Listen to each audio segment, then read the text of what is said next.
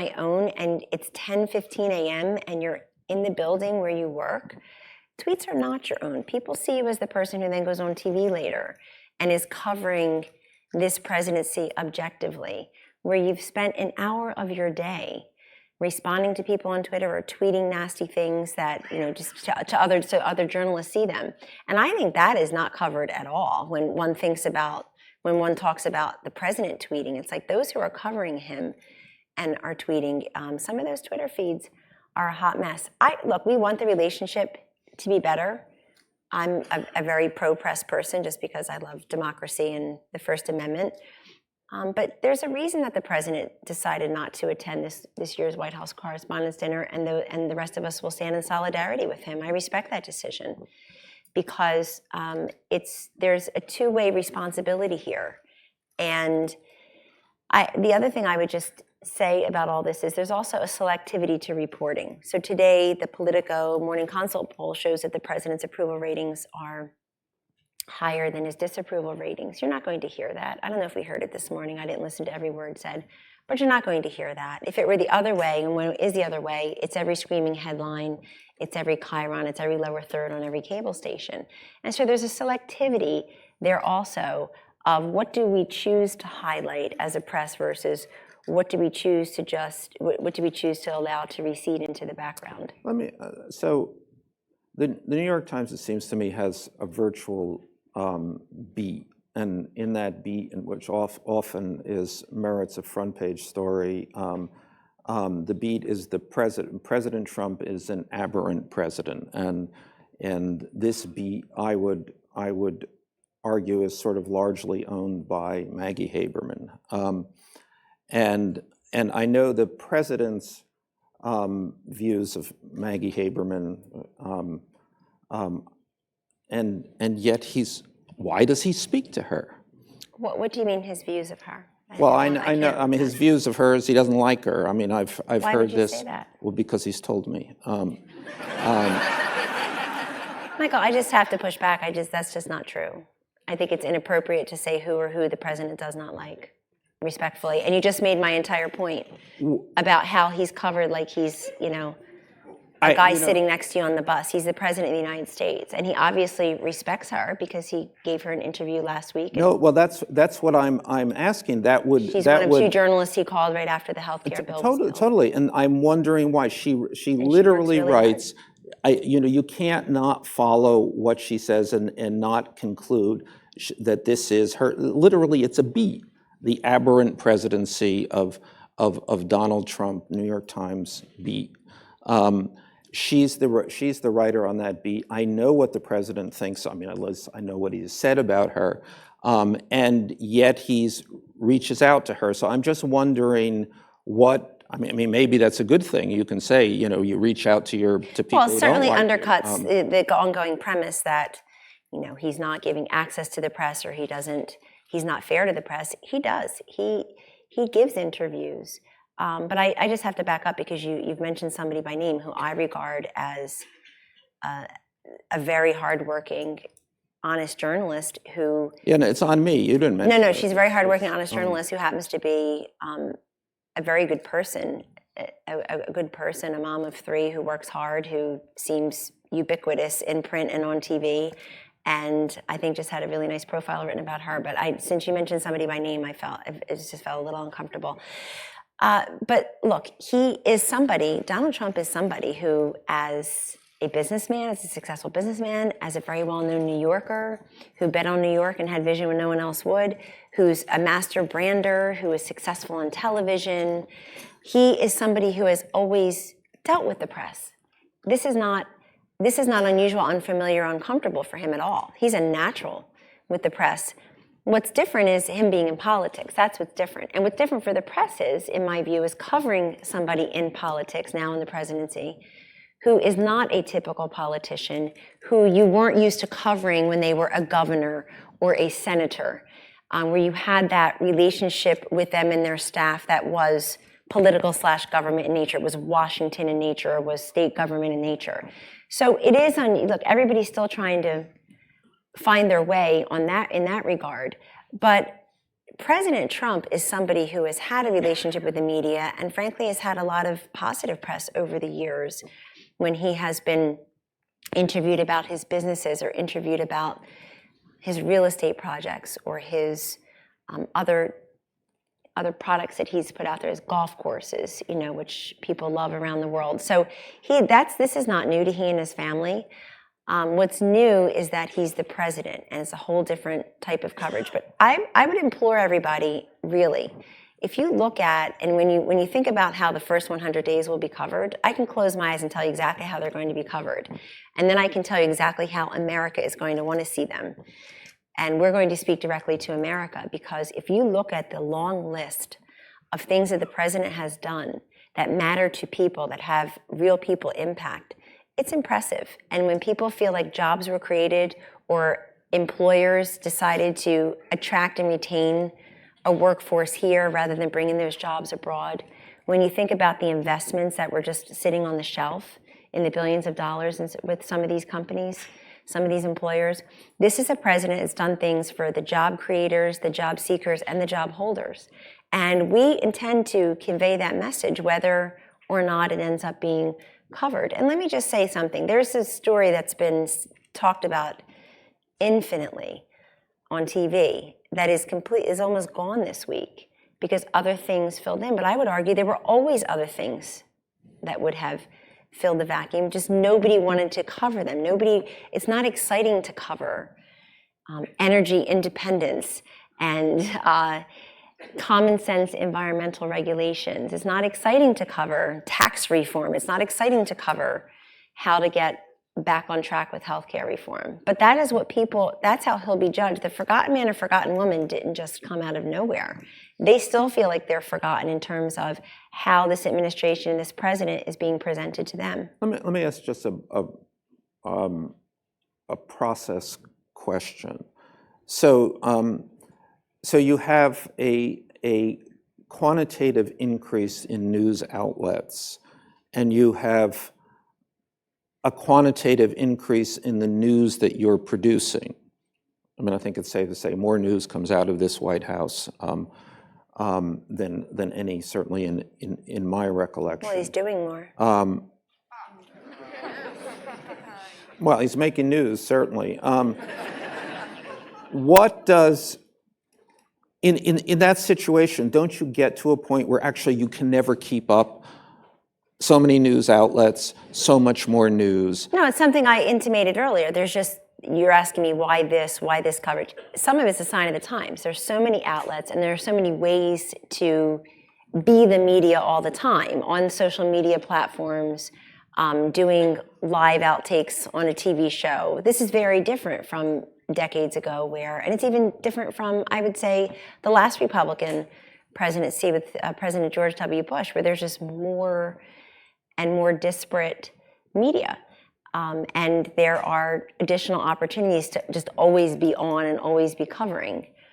And so how does that change the nature of coverage and the nature of this White House relationship with the press? Well, I think people have a responsibility to try to look at everything that's being done and attempted over time and curate it in a way that is responsible and honest and gives people full information.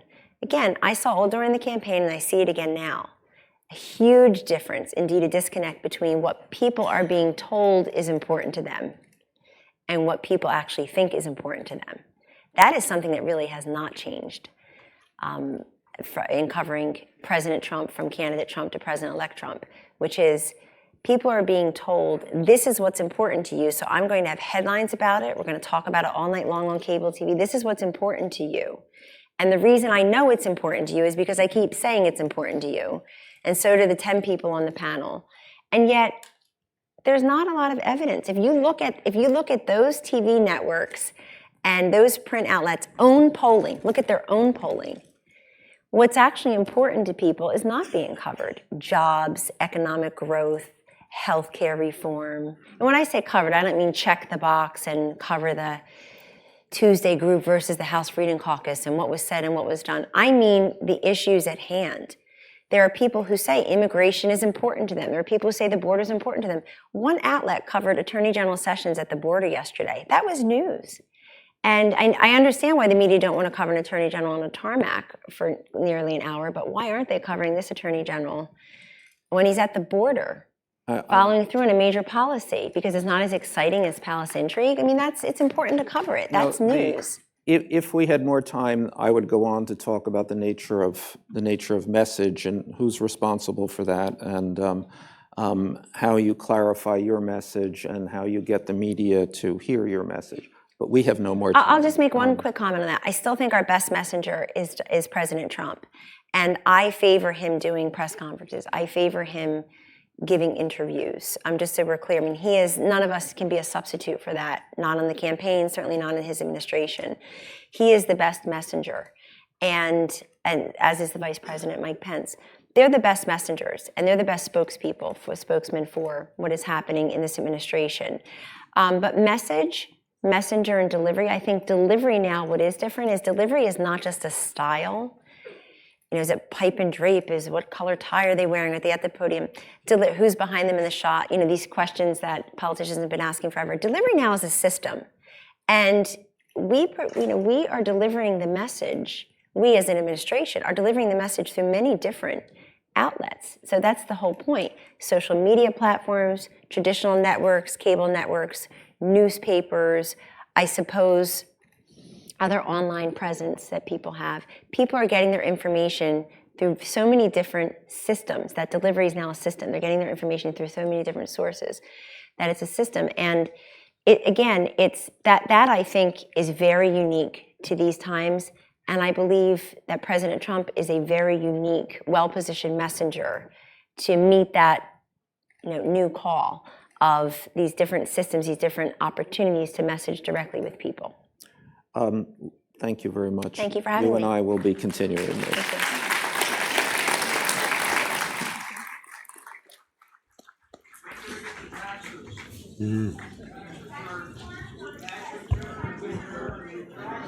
Thanks very much. Thanks to KellyAnne Conway and Michael Wolff for that great interview. So what is the future of news in this divided and connected world? We've heard multiple participants say that the news environment is changing rapidly. That's the big question for our next panel, moderated by a man who covers the ins and outs of the media story every single day, the host of CNN's Reliable Sources, Brian Stelter. Thank you. Thank you very much. A little bit of a live edition of Reliable Sources this morning. And there's a lot to talk about, even just in reaction to what KellyAnne Conway was saying just a minute ago. So let me start furthest away from me, Carrie Budoff-Brown, the editor of Politico, formerly editor of Politico Europe, also formerly a White House correspondent covering the Obama presidency for Politico. Next to her, David Kirkpatrick, the CEO, the founder of Techonomy, also the author of The Facebook Effect. And we'll talk about Facebook's role in the future of news. And next to me, Cecilia Vega of ABC, a senior White House correspondent for ABC. She was covering the Clinton campaign, now covering the Trump administration, joined ABC 6 years ago. Cecilia, KellyAnne Conway just said that the press is presumptively negative about the man you cover every day. Are you presumptively negative? I'm presumptively cynical, and that's my job. Not just skeptical, but cynical? Skeptical and cynical. And I think we have to be a little bit of both, given this administration's relationship with the truth. And how tough it is for us to get at that right now. But do we start our day, and I think I can speak for all of us who sit in that briefing room every day, in a negative manner? Absolutely not. That's not the tone, from my perspective, of our coverage. But my sense is this perception that there is this adversarial relationship much more comes from the White House than it does from our end of the briefing room. they want an adversarial relationship, or they perceive this to be the case. We just are doing our jobs. I don't think that the complaints that they have are any different than the Obama administration has had about coverage or negativity than the Bush administration or any administration before that. That's just the nature of this beast. You're saying same complaints, but maybe they're louder about it? I think so. Yeah, I think so. I think Ari Fleischer would have told you the exact same thing. He was unhappy with coverage then too. Kerry, what about the issue of policy coverage, substance versus style, and palace intrigue? Just now, KellyAnne was saying, what about Jeff Sessions at the border? That was ignored by a lot of news outlets. Obviously, Politico and everybody else covered that yesterday, so I'm not sure why she said it wasn't covered. What is your impression of that kind of complaint about lack of policy? Well, I covered the Obama White House. I started covering him in 2007 and 2008 when he was campaigning, and covered him for about 6 years. And I can guarantee you that I heard the exact same thing from the Obama White House, that Politico in particular cared way too much about palace intrigue, didn't cover policy. I actually was a policy reporter covering healthcare back then, in a way and I would go to them, and I guess I would basically hear the same thing. And Sean Spicer said it this morning, that they want us to cover policy and not the palace intrigue. The challenge is that the White House itself is very, very focused on palace intrigue and who's up and who's down. It's not just the press that's engaged in this. So I would say that this, like Cecilia said, this is a long-standing complaint. We do cover policy at Politico itself. We have 125 reporters and editors who cover policy alone, all the agencies and departments. That's a huge investment in what is going on in this town, and we do that. We give it play, and yes, I would maybe give them a point in that the palace intrigue stories typically do pretty darn well. I mean, people are really, really interested in knowing what goes on inside this White House, as they were inside the Obama White House. The difference is that this White House really, really engages with our reporters to talk about what's going on in the White House. So, and you see that's why, that's when Spicer and some others really push back and try to internally say, don't talk to reporters when they themselves are talking with them. When you say engages, is that a euphemism for backstab each other, for leaking, for? Yeah, I think they're saying, don't talk to reporters. They say it privately, and yeah, don't leak. But we had a story 2 days ago where we quoted 6 people inside a meeting of 30 talking about, the comms, strategy at 100 days. That's a remarkable level of people leaking and talking to us. How did that work? Did you know who all those sources were yourself? I do typically ask who all the sources are, yes. Yeah, so you had confidence in it. Cecilia? I'm just always fascinated by John Carl, my colleague at the White House, and I talk about this a lot, and it seems like it's happening more and more in every story. That's the number of sources that are being reported gets bigger and bigger. The Washington Post, we spoke to 18 sources today. We spoke to 6 sources, and I mean, it's a sign of how much people are talking. I mean, you ask about policy versus palace intrigue. I would say until Syria last week, throw a percentage out there, 80%, 70% of the content that gets asked about and discussed in these White House briefings is the press corps asking about who's doing what to whom inside the White House, and or can you clarify something that the president tweeted about? I mean, a lot of this is self-generated, the fact that we're not talking about policy. So one more question about this before we talk about the future of news more broadly. The president's anti-media attacks came up a bit earlier, but I want to ask, from your all's perspectives, what has the impact been, Kerry, on this poison that we've heard from this White House? Has it hurt us with our audiences, or has it not? I think it's created a more challenging environment. Because you're talking about all the pages you're getting, right? But are people trusting what you're reporting? Yeah, I mean, I think I don't have data on that. I certainly feel the pressure of the divided environment, and my response to that is how I set the tone for a newsroom and how we report, and reminding our reporters and editors that the basic rules of journalism still apply even in an environment where it doesn't feel normal. It is still absolutely imperative that we conduct ourselves just as journalists would in any era. You verify information, you try to get as many sources as possible, you try to be transparent about how we got the information, and I believe that will doing that and adhering to what the basic rules of journalism are, giving people a chance to respond, engaging with them, that does not change. And if we do our jobs as we always were supposed to do, I believe that that is our best insurance for the long term. It's a long-term play. We're in a weird environment right now. It may not be like this in 5-10 years. I don't know. But all I know, what I can do at this point is make sure that my newsroom is living up to all the standards of journalism that I learned 20 years ago, 25 years ago. And I think getting as many sources as possible, I think that's sort of where we're getting, like 18 sources, 6 sources. You really want to have a preponderance of evidence and feel completely confident about what you're putting out. I think that's good for journalism. We're under a lot of scrutiny that requires us to respond and be as airtight as possible. A divided world, but also a connected world. That's the title of this session, because we're sort of wrapping up the morning about the future of news. David, I wonder how you view Facebook and other social media's impact on the first 100 days. I could sit up here and I could make the case that his tweets don't really matter, that the president's tweets only matter when CNN and Politico and ABC report them, because on Twitter, they're not reaching that many people. However, I could also make the case that Facebook and Twitter, as KellyAnne Conway was saying, allow him to go around the media on a daily basis. So how do you see it? Well, I think the bigger point is that the landscape created by the existence of Facebook and Twitter changes everything.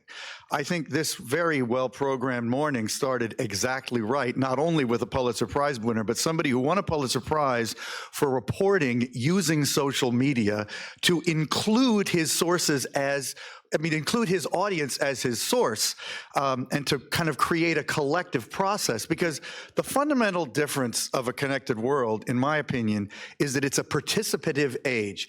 Everybody wants to participate, and everybody's going to participate whether you like it or not. I mean, every single person in this room probably has one of these, and when they're on it, they're not just receiving, they're also broadcasting, and that changes the landscape. So, I mean, I think Trump's tweets matter a lot. I mean, one of the things I would just comment on, this thing that was said in the journalist panel about, how Trump's tweets can't be responded to. You can't follow up like you could in a press conference. That's a legitimate complaint in a sense. But on the other hand, if you listen to what happened with Farenthold, when he used Trump's handle in a tweet about his philanthropy, and then Trump called him, or, immediately, that is because you can actually direct a comment to the president in a way that you never could before. And I might argue that is a counterbalancing factor. But regarding Facebook versus Twitter, and I know you and I talked about this a little bit before, I think it's easy in Washington in particular, and given that we have a president who's so Twitter-centric, to forget that the primary way most people get their information is through Facebook.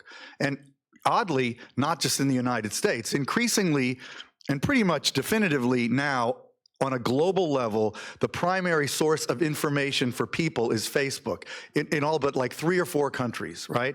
And that is a big, big change that is going to continue to change the landscape. So, I mean, there's a lot more we could say to follow that up. You're saying Facebook is the internet and Facebook is the news, to a degree that we may not appreciate in our Twitter bubbles. Well, it's a place where people receive the news, and because it is a two-way medium, it creates a context that is fundamentally new. I'm a baby boomer. In my lifetime, it's fundamentally new to basically have the ability to react as in a position where you formerly were just a passive recipient. Right. Cecilia, KellyAnne Conway said some reporters' tweets are a hot mess.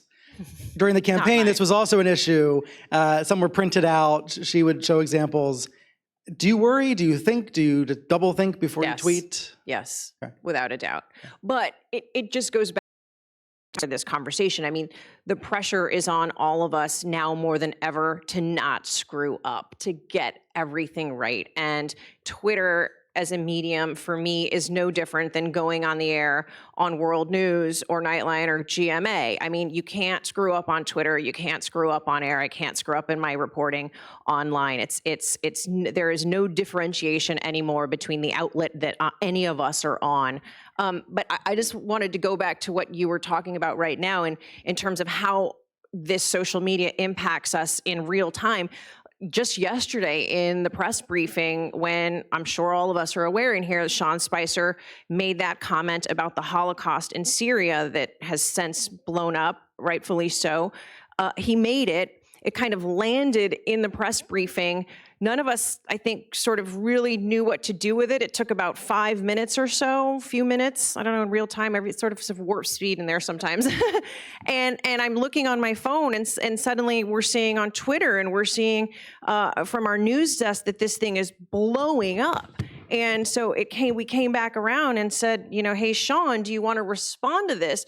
It was in real time in that press briefing that comment was gaining traction. And then, we gave him the opportunity to clarify, and we all know how that ended. And it kind of didn't go very well for him. And he ended up doing an apology tour all night, and I would say into this morning. This White House, I think, is even struggling with how to deal with this. And it certainly impacts our reporting on a second-by-second basis. That's a fascinating example. I did not know that was how that happened, because, we've heard quite a few times this morning, particularly from Fleischer and Palmieri, that the press is biased, kind of, and Fleischer in particular, and I actually found that a very anachronistic point of view, that I think, in fact, Fox News is the #1 cable channel, right? Breitbart, we couldn't have the session we had here this morning without Breitbart being represented. I mean, we are in a new landscape where there is a much broader range of voices on, in the media generally, and it's because of the internet that's made that possible in general, Fox notwithstanding. But so that anecdote goes to show that it's the tail's wagging the dog a little bit. As I said, the world is much bigger than the press. And I do think that, the internet has broadened the range of voices dramatically and included literally everybody. And just one final point, there's a professor at Harvard who did a study of the media landscape on the internet. And actually, the landscape of the right is bigger than the landscape in the center and on the left. One of the other scary things in the analysis he did was that basically there is almost no communication across the divides, just doing a mathematical analysis of traffic on the internet, which is very disturbing. Isn't that the biggest story of all up here? The biggest story up here about the future of news is those two alternative realities. Breitbart versus the New York Times or CNN up on this stage earlier.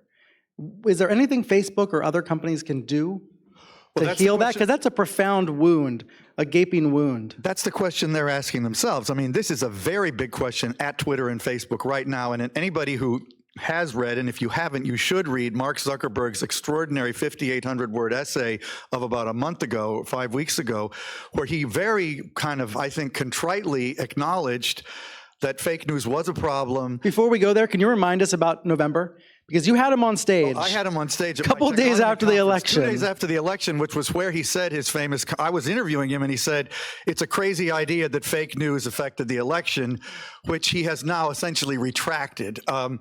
So you've seen them evolve just in the span of a few months. He evolves. I mean, I have a lot of respect for Mark Zuckerberg, which is why I wrote a book about him. I mean, the guy is extraordinary, but he is racking his brain about this. And there are a lot of extremely conscientious people at Facebook who are asking themselves, what does it mean that we are the fundamental landscape of information dissemination, and what is our responsibility? I think it's very healthy they're asking that question, but I think it's scary for society, for all of my respect for the company, that a commercial enterprise is in the position of having to make many of the decisions that they're going to have to make about how they prioritize public dialogue. And it's truly a global issue. Just to throw in one data point on that, there was a great story in The Guardian about a week and a half ago about how this fake news problem is in almost every country. In Germany alone, there are 500 people working for Facebook in Berlin just combating fake news in German.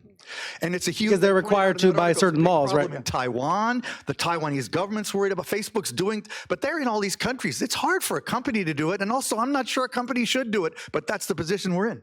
They're pretty busy there. We invited them to be here today, and Facebook declined. But you're articulating what is a pretty rapidly evolving position, right? Last summer, folks there said, we don't have a responsibility to pop your filter bubble. And it sounds like now they're starting to think they do have a responsibility. Well, like I said, they're very responsible people. I mean, and Mark Zuckerberg— Very responsible people? Yes. David, they let me post lies and innuendo and spam and Well, you're talking about they let me Twitter, post whatever I want on Facebook. Yeah, they but didn't have to do that They for do have 13 years 2 billion ago. users. It's not that easy for them to police, all 2 billion people in real time, and you have to keep that in mind. Now, Yeah. and the existence of these platforms should be put on us because we're making them big by using them. So, whose fault is anything? But I do think Facebook takes their role very seriously. I don't think they have the answers yet for many of these problems. Gary, does an outlet like Politico think about writing stories in order to reach folks who are preferring an alternative reality where Pizzagate is real or where the Pope did endorse Donald Trump? Do you feel a need to be trying to pop Did those the Pope bubbles? not endorse? Oh, too soon. We feel a need to report on what is the facts and, on Pizzagate, or if it's Donald Trump claiming that he created 600,000 jobs on his watch, writing a story, providing the context for that. That is what we attempt to do.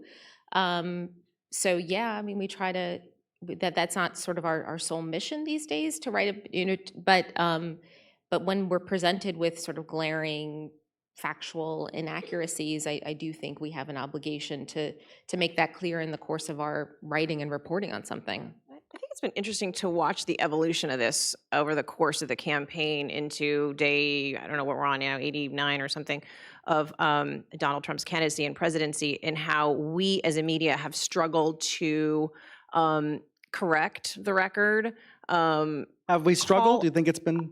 I think it has been. I think because, let's just take the tweet on wiretapping, for example. Do we have to?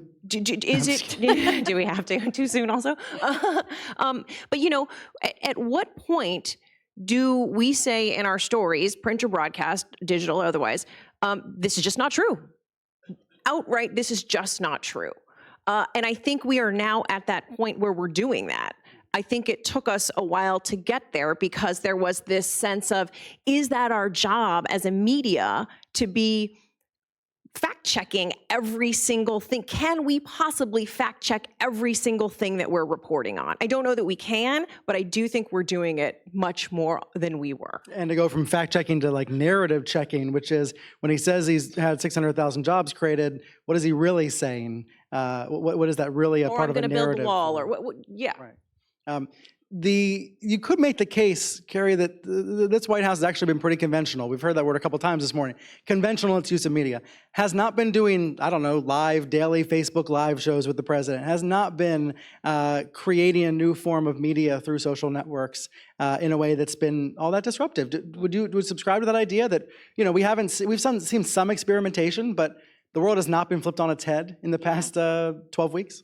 Yeah, I think I agree with that. I think there's lots of tools that the White House can be using that the Obama White House used to great effect. A lot of AMAs and alternative ways to reach out to folks through different platforms, using the White House media apparatus to do videos and to do their own sort of news-focused projects. I haven't seen that yet. That's, we're only 3 months in. Yeah. It's early going, but we saw sort of, I think, a more nimble media sort of team out of the Obama White House than just in terms of using all of the possible tools at their disposal. We see the typical, Twitter. I'm still, the fact that Sean Spicer does do media briefings every day, I think that's a good thing. I support that. But that was something he threatened not to do at the beginning, and he's doing it, I think, because as I thought at the time when they were threatening not to do it, you get in there and you realize the power of being able to command an audience for 45 minutes, an hour, and as he does, he has changed in the way that he reads off a lot of prepared remarks at the beginning of his briefing to get out a message, and they're using that. When the president decided to bomb Syria last week, the value of the press pool was clear. It was 10:30, 11 at night, and he had a press pool ready to be able to broadcast what he did. That's what we were saying beforehand. He will realize the power of having this White House press corps there to broadcast what he does. Speaking of that, actually, briefly, Cecilia, was there anything to learn from that night of live coverage, special reports on the networks, some shoddy audio when he did speak, but the cameras were ready? Which night was this? The night of the Syria strikes. In terms of Did you see anything technology? about media tactics or techniques from this White House that stood out to you? nothing that comes to mind. I mean, I was disappointed, for example, the audio quality was sort of a that troubling. certainly. Camera wasn't, there were some issues with the rushed nature of it. And I don't know. I mean, I guess I'll give them a little bit of slack on that one, right? It's the first time anything like this has happened. He was at Mar-a-Lago. Look, they've got to get the technology together. That's not the biggest offense in the world. I think just in terms of coverage, this White House's policy has been, when it comes to military action, we will tell you about it after the fact, essentially. I think that's going to be a struggle going forward in terms of our reporting. In our last few minutes, the future of news writ large with the White House and beyond. David, what sort of predictions do you share at your conference, and what sort of predictions would you share with this audience about what we're going to see happen between now and, let's say, 2020, when we're all talking about re-election? Well, for one thing, I think any politician with a head on their shoulders should be emulating Trump as much as they can in terms of his Twitter and social media presence, because it serves him extremely well. I actually think it is a major differentiator from anybody who came before him, obviously, that he tweets so much. And it's a good thing that he has, as KellyAnne Conway said, a direct pipeline, a channel to his audience.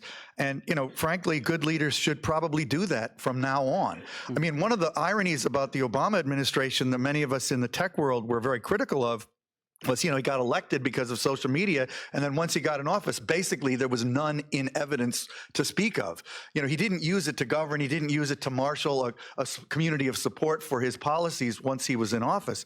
And Trump is definitely doing that. And I do think, whatever you say about the briefing, totally not my world, which has been discussed a lot up here today, what happens in the White House briefing room, it is a little bit beside the fact at this point, because there is another set of channels that exist, and ultimately media is going to have to operate more in those channels than in the old one. And I really do think that there's been, especially when I heard Fleischer and Palmieri talk, they're just like sentimental for something that is no longer the landscape. Cecilia, do you agree you're in that briefing room? I mean, yes and no. I mean, I do think that as a reporter from the journalistic perspective, we need that briefing room. And I think there is a huge value for both sides of this. The president needs that to get his message out. Sure, he can circumvent the media as much as he wants to via Twitter, but you can't get a briefing room message on Syria out in 140 characters. Maybe he'll tweet right now and prove me wrong. It's been happened before. But I will just say, I think in terms of us going forward, to me, the mission in terms of reporting in this administration and beyond is no different than it was when I started my career, and for all of my colleagues that came before me. It's just the truth, and it matters now more than ever, and we just can't screw up trying to get there. It's just stay in your lane and do your job, and it's no different now than it was 20, 30, 40 years ago. You say it's no different. That implies you think that's enough, that reporting the truth and being clear on air is enough. As opposed to what? I mean, what's the alternative? Could I say so? I think the alternative, it's not an alternative, but it's a addition, is celebrating and including the diversity of voices that now exist that were not available before. Truth is all fine and good, and I believe in it, believe me, but it's a new landscape, and if you don't recognize that and operate accordingly, which Fahrenholt is the ultimate proof point for, you're not going to do as well.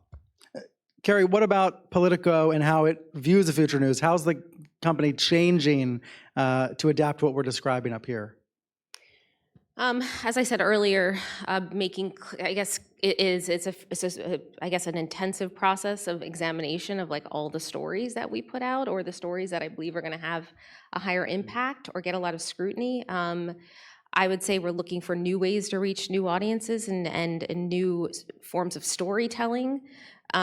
New platforms to get that message out, thinking about the diversity of my newsroom, not only racial and gender diversity, but geographic diversity, political diversity. That is important as well. And I think it's also a time where, I've just spent a lot of time talking to reporters about how they're doing. Our newsroom folks have gotten threats and things mailed to their homes, and they're in a very, sort of difficult time doing their jobs, and that can wear on a newsroom. And I have to be very conscious of that and make sure that as much as an editor, I'm also almost a psychologist for some folks, and monitoring the room to see how people are doing. It is a different environment than the one than the White House I covered, and they're doing very important work, and it can be adversarial, but the sort of the unhidden story is that the White House is also very, very accessible in a lot of ways to my reporters and to other reporters. There's a lot of access, and that's a good thing. I think it's just maintaining that sense of like, you're doing a good job. We got to be airtight. We got to stick to the principles. We got to be above board. We have to. Our business is we are a nonpartisan newsroom. What you're describing, though, is evolution, not revolution. Doesn't sound like you see revolutionary changes that are necessary right now. I've been asked that question a lot, and I have to say that I sort of agree with Cecilia, where there's cores that we just have to stick to. But I'm always trying to rack my brain to think what more we can be doing, and having those conversations and seeing how I can buttress the journalism that we do in this environment, because it is challenging, and that I'm not getting behind in some way. And I think we're all grappling with that. Cecilia, I wanted to wrap up by going back to the title of this entire event this morning, because, of course, the First Amendment is evoked right in the title, the First Amendment in the first 100 days. I think we could make the case that there have not been the legal and other kinds of threats against press freedom that some may have feared before Inauguration Day. Not yet, right? Not yet. Right, there's a giant asterisk to that. I'm not saying that. Right. I don't know that they will come or that they won't come, but there were threats before. He's made them, and he was very clear about. In fact, it's funny that you raised this. Somebody tweeted, I put on my Facebook today, I wish President Trump would carry out with his threats to improve the libel laws in this country and kick you out of the White House. Look. You don't reply to that person, do you? No, in fact, that just reminded me why I don't check my Facebook. Too bad you have to see that, is what I was just going to say. No. I mean, it could happen. It may. I don't know that it will. I know that part of my job is to hold the president accountable for the things that he has said early on in this campaign that got him into office. And I think the Breitbart reporter that was on this stage earlier raises one of the most important points of covering this presidency, that there is a huge swath of this country that elected Donald Trump because they want libel laws to be strengthened. They want a border wall to be built. They want, pick your controversial issue that he campaigned on, and we have to hold him accountable and ask questions about those promises, as well as the ones that he is making now and not following good on. So we'll see, I guess, is the answer. I don't know. I've given up predicting. But Carrie, I'll make you kind of pinch hit as Floyd Abrams as well, like as a First Amendment lawyer. I mean, I'm sure your all's lawyers thought through some of these issues before Inauguration Day. Maybe we're a little more on alert than they have been in the past. Is there anything to say so far about how things have gone? I think there's there's a lot of awareness of leak investigations that sort of we hear that there's a lot of education going on in terms of me and my other top editors about the possibility of more leak investigations, and then preparing now for how we can protect ourselves.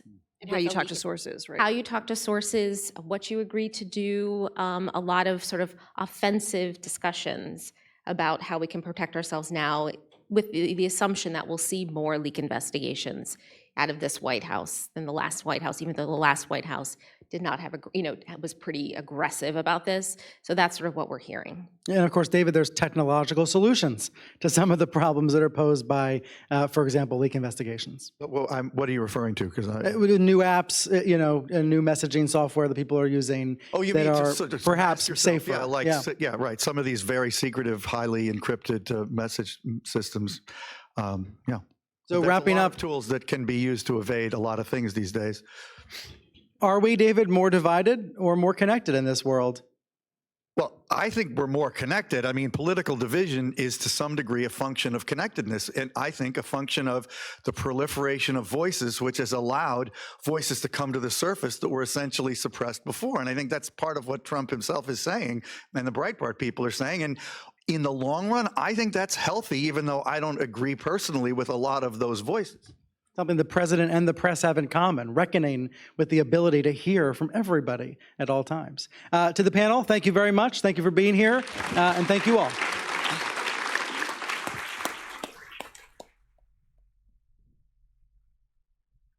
That was great. Thank you, Brian, and thank you to the panel. To close out this great morning, we turn to one of the wise men of Washington journalism. Just as he closed out Face the Nation for many years with thoughtful commentary that made sense of it all, Bob Schieffer is here with us to share some closing thoughts on where we go from here and how we might do better. It's a special treat to welcome him back to the Newseum. Of course, he's a CBS News contributor and has spoken to the nation for decades about what's happening and how to make sense of it. He's been thinking a lot recently about the future of news, and that's the topic of his 5th book, entitled Overload: Finding the Truth in the Deluge of News, that will be published this fall by Rowman and Littlefield. It's a pleasure to welcome Bob back.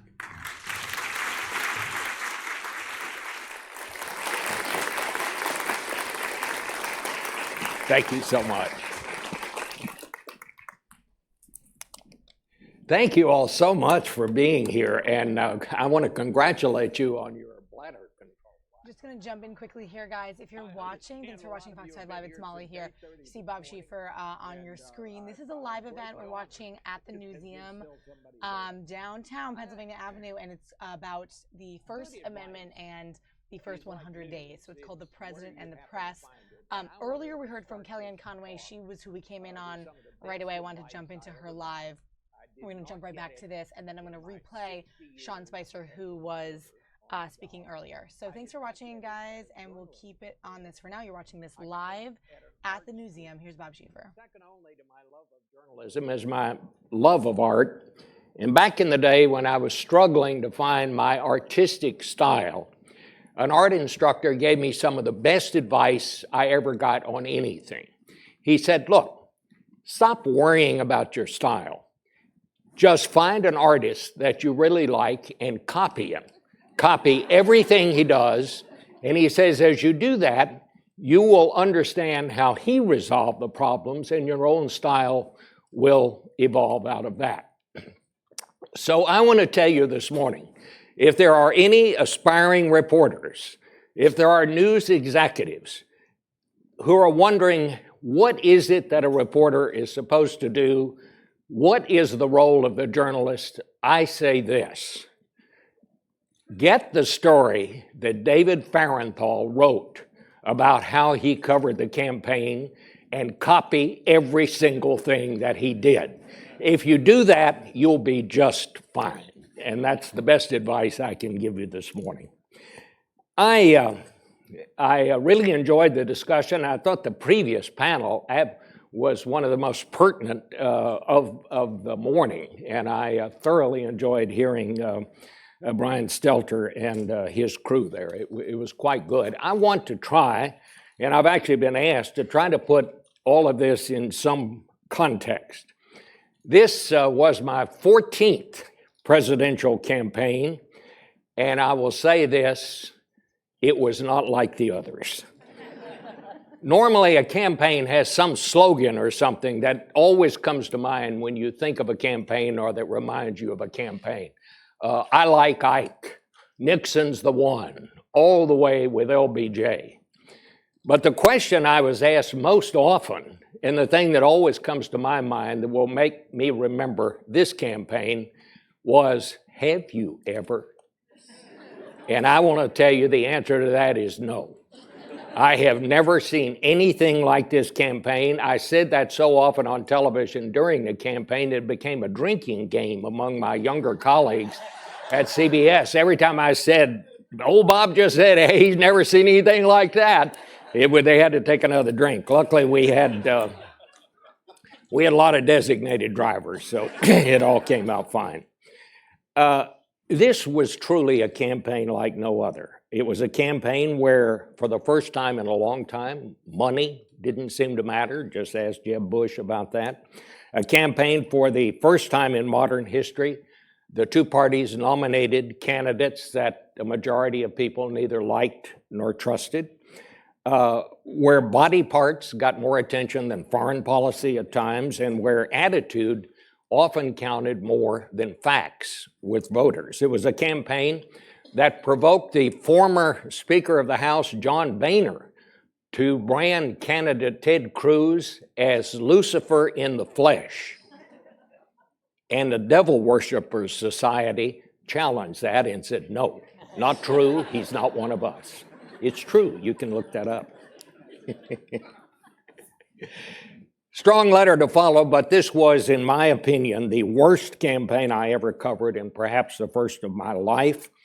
Donald Trump won the presidency, but the biggest winner was this massive cottage industry that's grown up around our political campaigns. Once again this year, a lot of people made a whole lot of money. I don't know what the voters got out of it, but they did very well. Some of us were pleased with the outcome, some of us were cast in despair, but I think the overall emotion felt by most people on election night was one of surprise, even among the Trump people, who I'm told on good authority that their own pollsters gave them a 20% chance of winning. They were surprised too. Those of us in the press were roundly criticized by all sides. We should always take criticism seriously and learn from it, and there were lessons to be learned this time. But we must also keep in mind that this is nothing new. Every campaign has its all the fault of the media phase. We were the nattering nabobs of negativity during the Nixon administration. We were the pointy-headed intellectuals who couldn't park our bicycle straight when George Wallace ran. And this year they hung some less clever but really nasty names on us. This is all part of the job. It is something that we all know about and expect. It's not, that part is not to be taken seriously. But let's talk a little bit about this year's criticism. First, the press was accused of electing Trump because we gave him so much exposure. Then we were accused of missing the story because we did not take him seriously. Finally, we were said to not really make much difference because Trump used social media to go around us. Well, as my boss, David Rhodes, said, you can pick your own adventure here, but all three of those things simply cannot be true. And they're not. My own belief, opinion clearly stated, is that Trump won because he played by new rules. He broke all the old rules, and his opponent played by the old rules. He understood, and this is sort of obvious in retrospect, but as Sherlock Holmes said, most things are obvious in retrospect. He understood that if he offered himself to enough television programs, he would be invited to be on some of them. And that is precisely what happened. I disagree with those who say the host didn't push back. They pushed back many times, but he was going on so many programs so often that the exposure overwhelmed the pushback. While people were pushing back on something he said yesterday, he was already on another program laying out new allegations. Whether he knew it or not, he was practicing the political strategy that was first identified by an Australian political consultant named Lyndon Crosby. He called it the dead cat theory.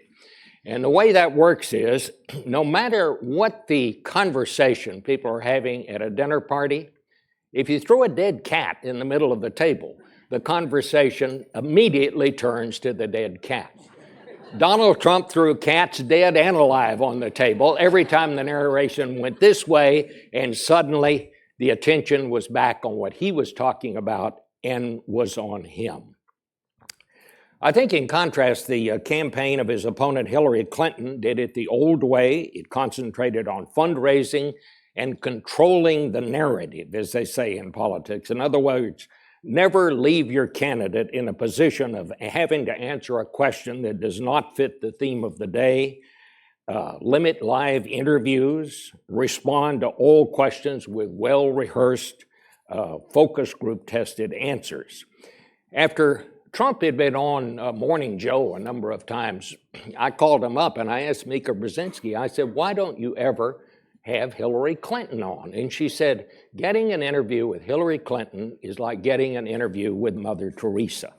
And I think, in a way, that sums up this whole campaign and what happened. That was the story of the campaign, and by the time that the other candidates understood what was happening, it was simply too late. People were disgusted with the gridlock, with politics with usual, with both parties. The number of people who now identify themselves as Democrats and Republicans is at an all-time low. People didn't like the choice, but they wanted change. Maybe it was no more complicated than what former First Lady Barbara Bush had mused early in 2015 when she was urging her son Jeb not to run. She said, maybe it is that people are just tired of Kennedys and Clintons and Bushes. She may have been right. I found many people last year who either really liked or really disliked both of these candidates, but I found no one who said they needed more information before deciding which one to vote for or to vote against. In that sense, and I believe that is some evidence, that perhaps those of us in the press did our jobs. Even so, there are some really serious lessons to be learned here. I think too much information made its way onto the national conversation, and once it got there, it was difficult to remove. We have to be quicker from now on and more vigorous in challenging what we all came to know as fake news. Only now are we beginning to understand the danger that it poses. And only now are the big distribution companies, we heard the discussion about Facebook, only now they are recognizing they simply have to take some responsibility to what the information is that they are distributing. They are news media companies, just like CBS News and the Washington Post and the New York Times. We take responsibility for what we distribute. They are going to have to find a better way to do that too. In an effort to show balance, I think too many so-called surrogates and strategists made their way onto television and were given far more credibility than they deserved. I kept wondering, I'd see somebody on television and say Republican strategist or Democratic strategist. What did that mean? That they put out yard signs in the previous campaign? I mean, they clearly, and it didn't take long to listen to them to understand they had no understanding and really no contact with either of the campaigns, but there they were. I think for whatever reason, perhaps to add drama, to increase the horse race tension, we tended to make, I think, too much of slight changes in the polls. We talked about one candidate or another leading by a single point, when in fact the shifts in those polls were well within the margin of error. There's no such thing as a 1-point lead in any poll. I think we also place too much faith in general in polling. The truth is, polling is simply not as good as it once was, where respondents were once honored to be part of polls. Now people want nothing to do with pollsters. Fewer than 20%, or I beg your pardon, fewer than 10% of the people polled now are willing to actually talk to a pollster on a phone. That raises really serious questions. I don't care how you weight these polls. What did the 90% of people who refuse to talk to a pollster, how do you determine what it is they had to say? Jill Lepore, the Harvard historian who writes for The New Yorker, told me something that I found fascinating. She said, we are tending to look on polling data as some sort of higher truth. And she brought up an interesting point. With the closing of so many newspapers and shrinking staff, she says that too many times We are replacing a lot of beat reporting and man-on-the-street interviewing simply because news organizations don't have the people to do it anymore with polling data. We're replacing it with what many news organizations used to do. They'd go to the local PTA meeting. They'd go to the local bar. They just talk to people and say, how do you feel about this? What do you really think about it? Surprisingly, the dean of polling in America, Peter Hart, who heads the Wall Street Journal, New York Times poll, I beg your pardon, the Wall Street Journal ABC poll, I guess it is, Peter said that he agrees with what Jill Lepore said. He told me that we have started thinking in statistics and dynamics and analytics, and that just doesn't work. Because analytics will tell you certain things. They will tell you where people shop. They will tell you what movies they like. But he said they don't tell you what is in people's hearts. That is something that I think we in the media need to take to heart. We need to get back to knocking on doors and asking people how they feel. Yes, we want polling to back it up, but we need face-to-face participation and checking with people in these various communities. What really complicated this whole situation was that all of this is being played out, this campaign, which was the most unusual I can recall, in the midst of a technological revolution that is having a profound effect not only on how we get news, but on our entire culture. The web gives us access to more information than any people who have ever lived on this earth at any one time have ever had access to. But are we just overwhelmed with information, so much we can't process it, or are we wiser? I think at this point we're probably just overwhelmed. So much information, we can't deal with it. The web gives us this unbelievable access, but there are some downsides. For one thing, the nuts can all find each other now. I don't care how bizarre your attitude or your feeling is about something, you can find somebody out there that agrees with what you were thinking. False news, some of this news false by design, can go around the world in a millisecond. And it is simply going to have to be dealt with. The coming of digital has also thrown local newspapers into a downward economic spiral from which many are not going to recover. We lost 126 newspapers in this country over the last 10 years. Other newspapers are down so thin that your water bill is probably thicker than the local newspaper some people are getting in their communities now. This has had a huge impact on politics, how politicians campaign, how people are finding out who is running. I think unless we find some entity that can somehow do what we have always expected of local newspapers, we are going to have corruption in this country, not just in politics, but just corruption in general at a level we have never seen in this country. This is the great crisis in journalism right now. The good news is that some of the bigger news organizations, especially the New York Times and the Washington Post, are finding ways to exist in this new and very different communications landscape. They are no longer just newspapers publishing a paper newspaper every day. They have become 24/7 multi-platform news organizations, companies that provide breaking news, video coverage, running commentary, websites, newsletters, podcasts. They are looking for more and more ways to reach people. The good news is this is working. While circulation of the paper newspapers is down, during November of last year, both the Times and the Post in 1 month were reaching as many as 70 million viewers. 70 million people were reading or finding some contact with those news organizations. The news organization's executives will tell you that while this technology is giving them this great reach, their viability will still depend on whether they are giving news that people need to improve their lives.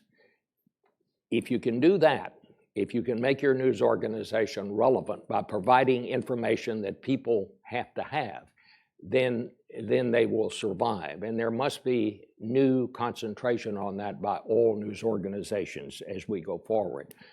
But at the local level, many of the things that these big newspapers have figured out how to do, they can be a pattern for news organizations at the local level. At CBS News, for example, we now have inaugurated a 24-hour all-news streaming network that you get on your phone or your laptop or your computer. You don't get it on your television set unless you go through Hulu or one of those organizations like that.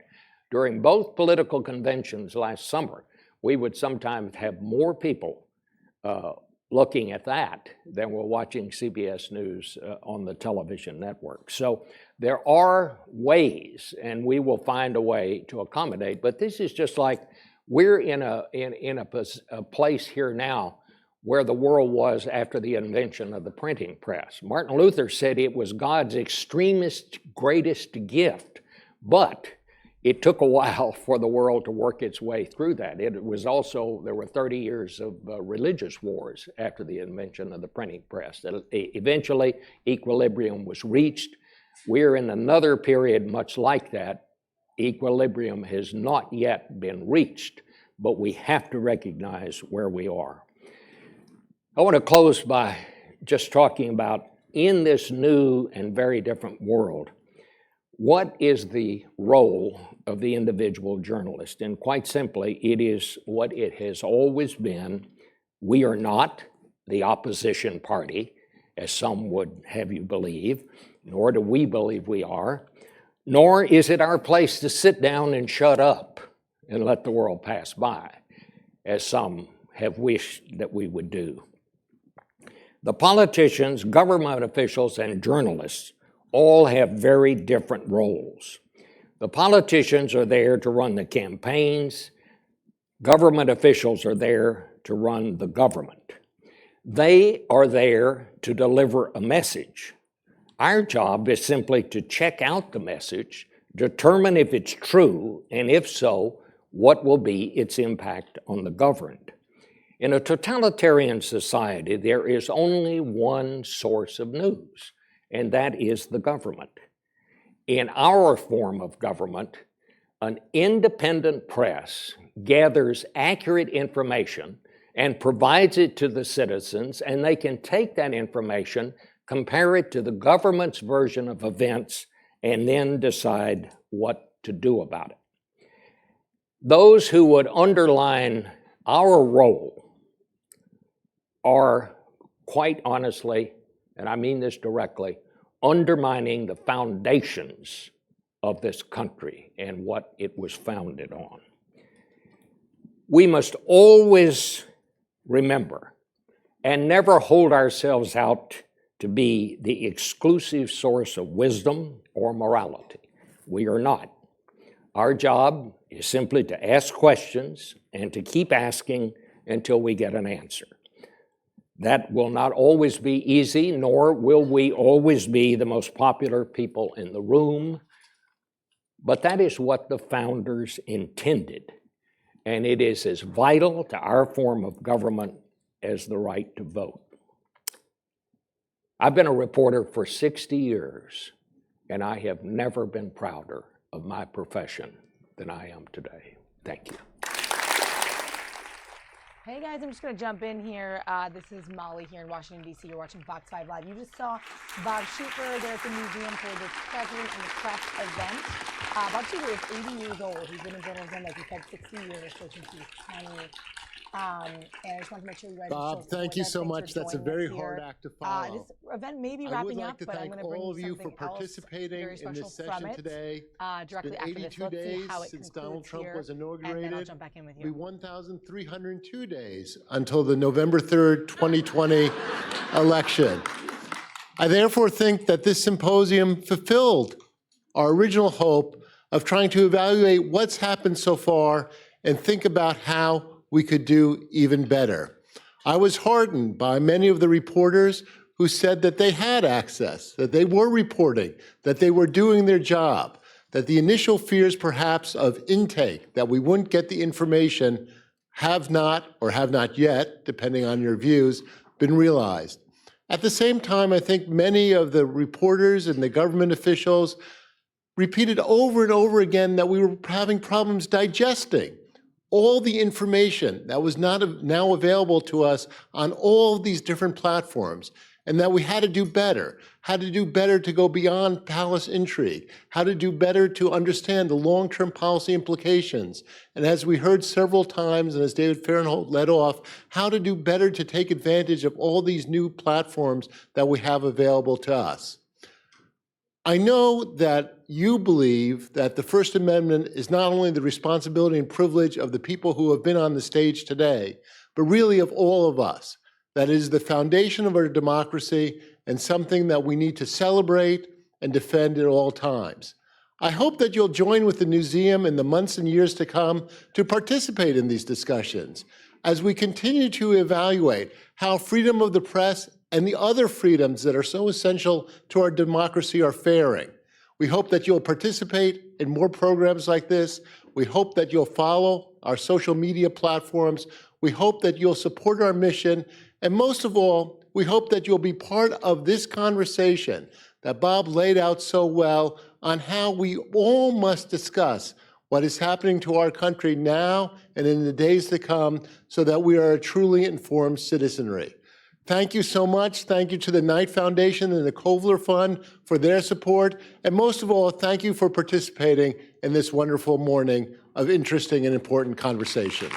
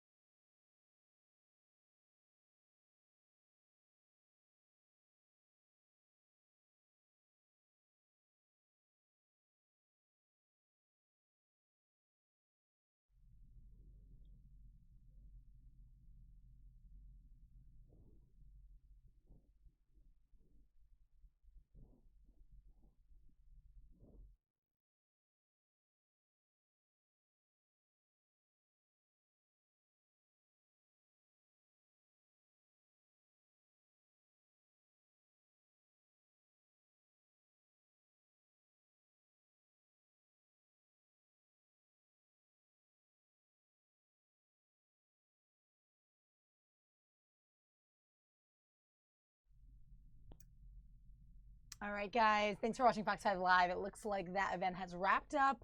At the Newseum, you were watching live that President and the Press event about First Amendment rights and the first 100 days in office for President Trump. We heard from KellyAnne Conway.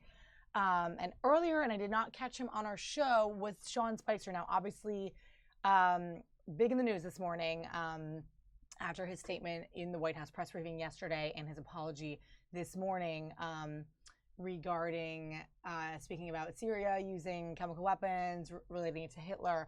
So I wanted to hear sort of what he had to say, and he was earlier in this program. So I cut this bit of Sean Spicer. I'm going to bring you over to that now. I will break in with any live and breaking news to bring you as well. But here for now is Sean Spicer earlier at this same event at the Newseum. Press Secretary. Sean Spicer, before coming to the White House, was Communications Director for the Republican National Committee. And here to talk with Sean about life behind the podium and the Trump administration's relationship with the press is a veteran of each of the cable news networks and a great friend of the Newseum, now at MSNBC, Greta Van Susteren.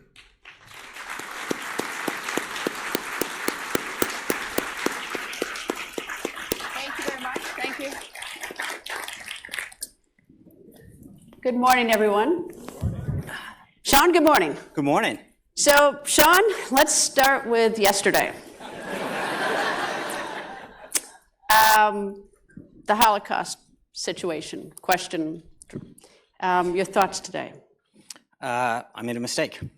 There's no other way. I mean, there's no other way to say it. I got into a topic that I shouldn't have, and I screwed up.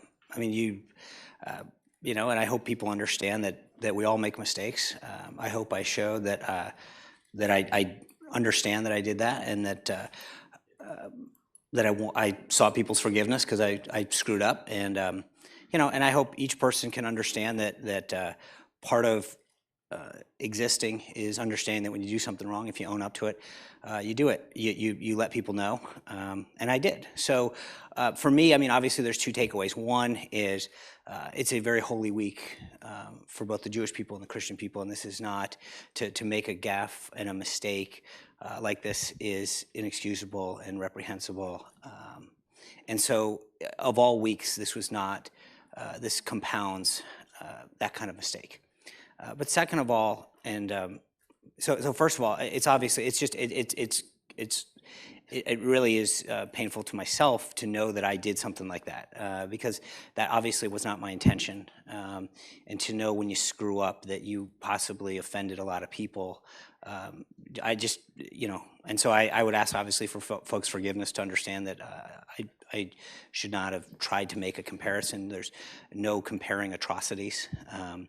And it is a very solemn time for so many folks that this is part of that, and so that's obviously a very difficult thing personally to deal with, because you know that a lot of people who don't know you wonder why you would do that. So that's first and foremost, and then secondly, you know, just from a professional standpoint, it's obviously disappointing. I think the president had an unbelievable couple weeks.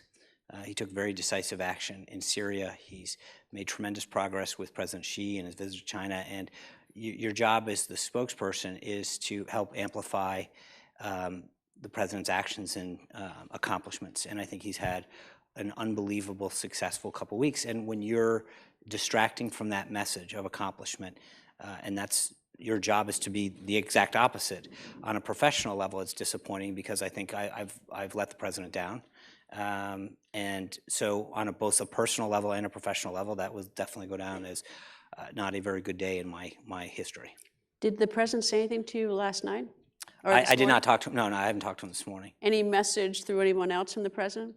I don't get into private conversations. I just, you know, again, this was my mistake, my bad, that I needed to fix, and so I'm not going to get into any additional conversations that I may or may not have had, but I will just say that this was mine to own, mine to apologize for, and mine to ask for forgiveness for. Turn to other issues. Do you think the press is fair to you or gunning for you? I don't think it's monolithic. I think some folks clearly have an agenda. Some folks are open-minded, and some folks probably root for you. But there's sort of a spectrum. What's the surprise in the job for you? I mean, you were over at the Republican headquarters for a number of years. What's the surprise in this job? I don't know that there's a ton. I mean, I think the level of scrutiny is obviously, I wouldn't say it's a surprise, but it's sort of the magnitude to which it exists is fairly unbelievable. No matter what you do, what you wear, it kind of gets amplified to a degree that you couldn't imagine. And I also think what the priorities are about what gets covered, what doesn't get covered. I think, and sort of the obsession with some of the process, which I always understand. I've been doing this for a long time. I understand process and I understand ups and downs, but I think when you look at the issues that our world and our country are dealing with, sometimes the obsession with, you know, who's up and who's down in 1 week, or who said what in a meeting, versus the substance of what's being taken to improve the lives of the American people, or protect us, or to deal with world incidents, is sort of intriguing. Do you have a sense you work for the president, for the White House, or for the American people? Who do you think you're working for? Well, to some degree, it's all. But and how do you reconcile that? Because sometimes, you know, you're in a position of advocating for. Right. At the end of the day, the president won an election. that the American people voted in. And so it is his, I ultimately answer to him. It is his agenda that is being pursued, as that's the case of anyone who's in elective office, that you are elected by a group of people and you you pursue an agenda that you feel that you communicated to those people or are accountable to those people, whether or not you brought it up during a campaign or not. So first and foremost, it is the president that my job is to go out there and help amplify and discuss what he's doing and why he's doing it, and the accomplishments that he's having. How much access do you have to the president? Plenty. That's not a problem. I mean, you talk to him every day, spend time with him every day? Every day. How does your day start? I get up around 5:15. I start reading email and then usually try to do some kind of exercise. And then again, we're kind of monitoring the news of the day, the issues of the day, going over what the events are. We have meetings early in the 7 o'clock hour. And then we basically are just trying to figure out what we're advancing, as well as what the incoming is, if you will. What are the issues that are playing hot? What are the issues that we think are going to overtake the day? What are the events that are happening, and how we're going to communicate those? In terms of dealing with the media, I assume you get complaints from the media, right? One or two. All right. What are the complaints you get from the media?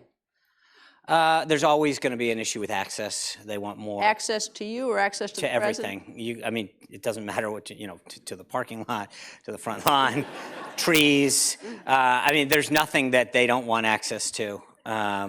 So that's probably first and foremost what they want, and then obviously administration officials, the president, you name it. And other complaints in the press? I think there's been one or two.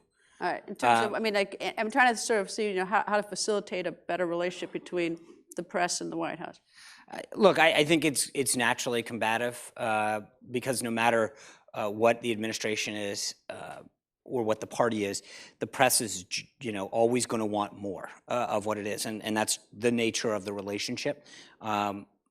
But I think that there are some things that, to your question, I think the advent of social media, and I know Ari's talked about this a lot, Dana Perino's talked about this, the most recent Republican press secretaries that sort of were at the advent of this on the Republican side, that there is an element of being first and trying to get things into the ether on social media, et cetera, that has really changed the dynamic by which that room and the relationship exists. One thing, I mean, people would much prefer not to have anonymous sources. Yeah. Much prefer. Yet when you... Well, I think there's a difference, just so I'm clear. Like, there are people on a policy level, right, who are implementing, that are helping to shape policy. And because of the nature of what they do, they don't want their names out there, not because they're hiding, but because they're there to serve the people in the government, and it's not that they're hiding. But I think when the press you can bring someone into a briefing room and say this briefing's on background, but everyone can see who they are. They're talking that's a much different thing than where we'll get a phone call and say, hey, we have 5 background sources that say that you crossed the street the wrong way. And the question is, there's no accountability. We don't know who they are. Are they inside the White House? Are they outside the White House? Do they breathe? There's a lot of that is very difficult to respond to because you're shooting at almost a ghost. I think we try to minimize the use of and I wouldn't say anonymous sources, but background sources, to make sure that people can see the individuals, that they know they're real, that they're there reading stuff. But I think for a lot of folks in government, they're there to serve the American people, to work really hard, to work on a particular issue, and they don't necessarily want to have their name and their family particularly exposed to some of the. But I've heard the complaint coming generically from the White House, from people in the White House complaining about the overuse of anonymous sources by the media. And then I see members of the media sort of rolling their eyes, thinking that some of the people who are saying this are the very people who are making statements and wanting to be anonymous. Well, again, I think there's a big difference. We get hit with a lot of this. There's 18 people that said the following, and we won't tell you who any of them are. So we have no idea if they're. I mean, again, what I think a lot of times happen is somebody will say, "Well, I know someone who knows someone who lives next to 2 people whose brother Jimmy is friends with them on Facebook." That's not really a source, and when you're basically defending, that's not somebody in the room. Sometimes we'll have an event, you know, in the Oval Office or in a particular room, and there'll be 4 or 5 people there, and I'll get a call from a reporter that said, we have 6 sources who said, and I'm like, well, there weren't 6 people there. And so it's very hard to imagine, like, well, we talk to people who talk to people. And it's like, we've all seen the game of telephone. If you just do it among children, you'll get clearly the reason that we actually, you know, teach them sometimes the game is to show how a message will vary by the time it gets 2 or 3 people deep. And I think the question is, how reliable is that source? And when you can get 4 or 5 people that say, we were in the room, that didn't happen, and they go, yeah, I know you have 4 people who were actually there willing to go on the record, but we're not going to accept because we have 2 people who knew 2 people that follow them on Twitter, that you have to weigh. Surveilled by President Obama, and it's like, you know, we don't get the sources on that, and yet, you know, the rather dramatic assertions. Well, I think that there's a question though about how this happens. We have asked for an investigation in that front through appropriate channels that were I mean, a lot of that material is at a classified level, and so After the bomb was dropped. Essentially after the tweet. I mean, the tweet came first from the president. I understand that, but what I'm saying is that there's also how a classified information gets handled is a whole separate discussion. Because again, I think that we've seen, and you've seen both very bipartisan outrage on this, there is a level to which classified information is being shared with journalists and others who are not cleared, and that presents a danger to our country. And I think while journalists sometimes want to toil in this and people want to read the sensational story, there's a reason it's classified. It's because it threatens the safety of the United States and that there are sources and methods that are being protected. I think that we shouldn't be applauding the leaks of classified information. I think the president is right to call this out as a major concern. And I think that you've seen people on both sides of the aisle who've been involved in this world to call that out, that it is concerning when we have classified information and sources that are being used to perpetuate a narrative. And again, if you think about it, it ties your hands when you go to respond, because you can't, just because you claim that you know something classified and you call up, we can't then fight back on it because it is classified. So us engaging in that conversation puts us in a very difficult spot. Well, and I'm not to belabor a point, but this is a city where virtually a lot of things get classified that probably don't need to get classified. I don't know for decades there's been an overclassification in the city, which protects. But that's a whole separate. To your point, but not an insignificant one. I mean, I think on matters of national security, when you are talking about sources and methods and the use of certain things for inappropriate purposes, that is not an overclassification.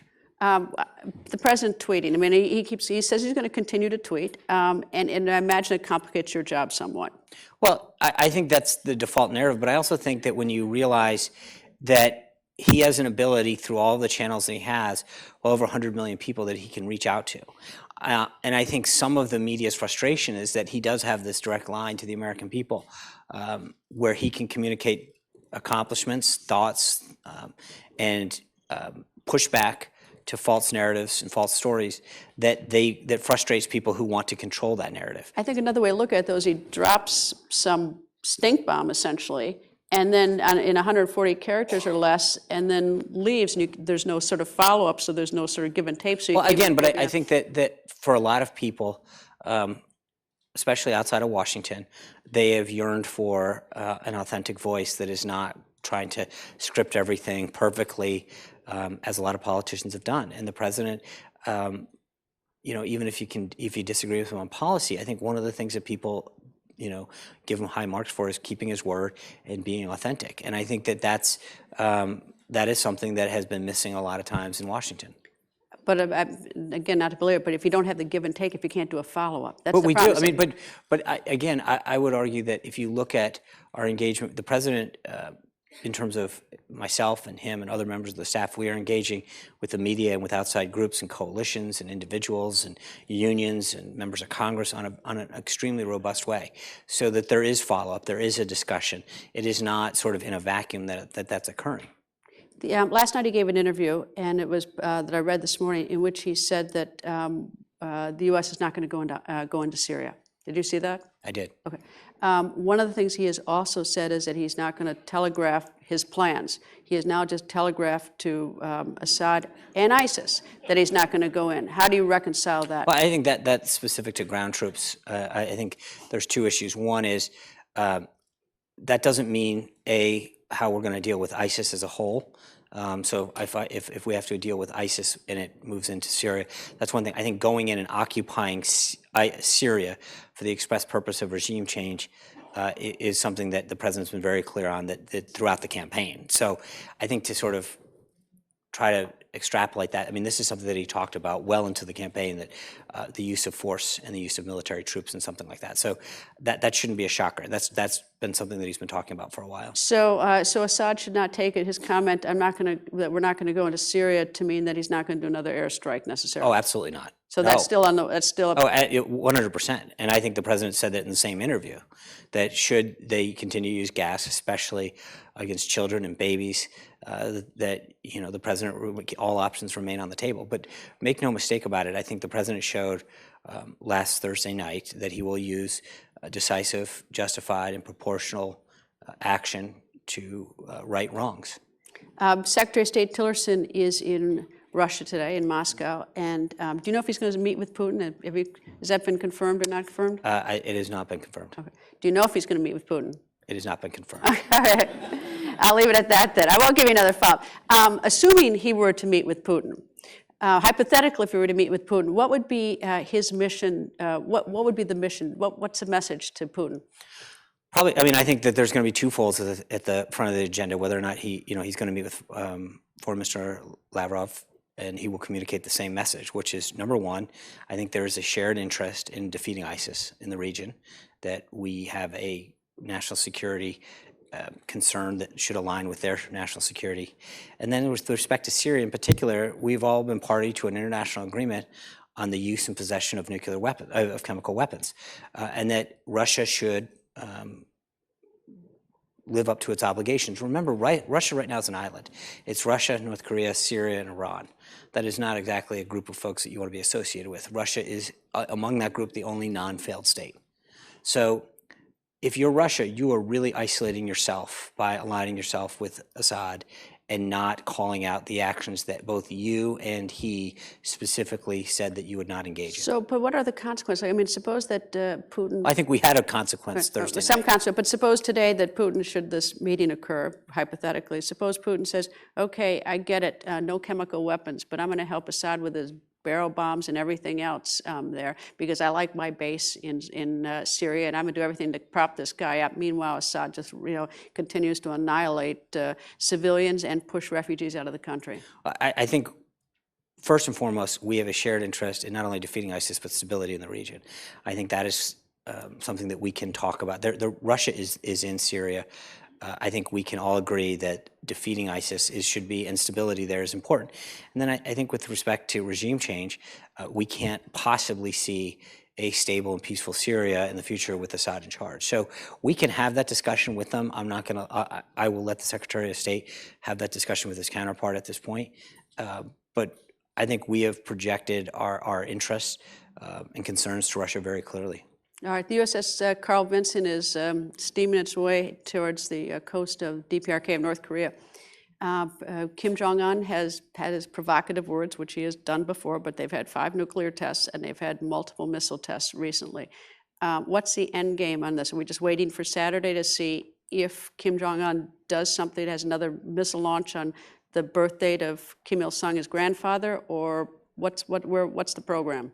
I think we need to get the world community in agreement, particularly China. I mean, we've had very productive talks with both Japan and South Korea, but China can play a very important role, and it's something the president discussed with President Xi last week, Thursday and Friday, about again, this is almost like Russia with ISIS, but we have a shared interest with China of making sure that we don't have a nuclear North Korea. We do have a nuclear North Korea. We do. I mean, they have a nuclear weapon. They have 20,000 artillery weapons on the border at facing They have its short, soul. medium-term missiles. Again, I'm not going to get into discussions about their nuclear capability. I would just say that it is in our shared interest to not have them have the nuclear capability to fly and launch rockets with nuclear capability. And I think that the president had very productive talks with President Xi last week. And I think we need to continue to make sure that the world community stands strong with us, which they have, to make sure that we all understand the threat that North Korea poses. I don't pretend to have the answer to North Korea at all. But that's the same thing that we heard from President Obama before President Trump, President George Bush, 43 before that, President Clinton before him. Nobody's been able to in any way deter North Korea, and it keeps inching forward. Yeah, well, I would. What's different now? I would just say that I'm not. One is I would go back to last Thursday night. We also had, 6+ years of the last administration drawing red lines and saying that they weren't going to do anything.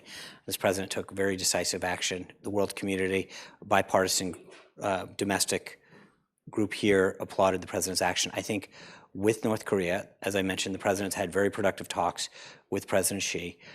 Those, we'll see where those talks land. But again, what could I think China do? What do you again, foresee I don't. China doing? This is not a discussion that is one that you have in an open setting. I believe that the president and a lot of the cabinet had very productive talks with China. There's a lot of stuff that can happen diplomatically to continue to isolate North Korea and to undermine their ability to possess and launch nuclear capabilities that threaten us. Well, we have historically had very little intelligence about what's going on in this hermetically sealed Again, nation. and I'm not going to But discuss any of let me just go a little bit further. That if China's the purse for North Korea, if China were to cut off money to it, I think, and I don't know, it's just a guess, but I think is that the Kim Jong-un has had no problem just starving his people. Well, I think that China plays a both economic and political role of influence in North Korea.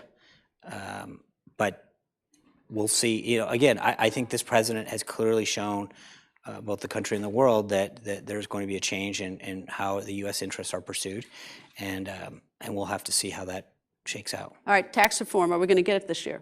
I feel I know that the president and a lot of members of Congress want to do this on two fronts. Why aren't they doing this now? I mean, it's like, why can't they multitask? Well, they are multitasking. Congress on this? No, but respectfully, I don't think that's true. I mean, we've actually talked about this for the last couple of weeks, the meetings that we've had internally and externally. We've met with the Ways and Means and Finance Committee and leadership. It's interesting how a couple of weeks ago it was we're rushing too quick on something, and then we talk about the other day on multiple occasions how we're laying out a very systematic plan to engage folks. I mean, tax reform hasn't happened since 1986. I'm not saying that's easy. But I'm you're just asking where are we on it? But I think that we've been talking about this, and so I've literally probably been asked about this multiple times in the briefing and laid out where we are in the process. We've had internal discussions. We're starting to engage with stakeholders. They've started to engage with members of Congress, but we've gone 30+ years without comprehensive tax reform.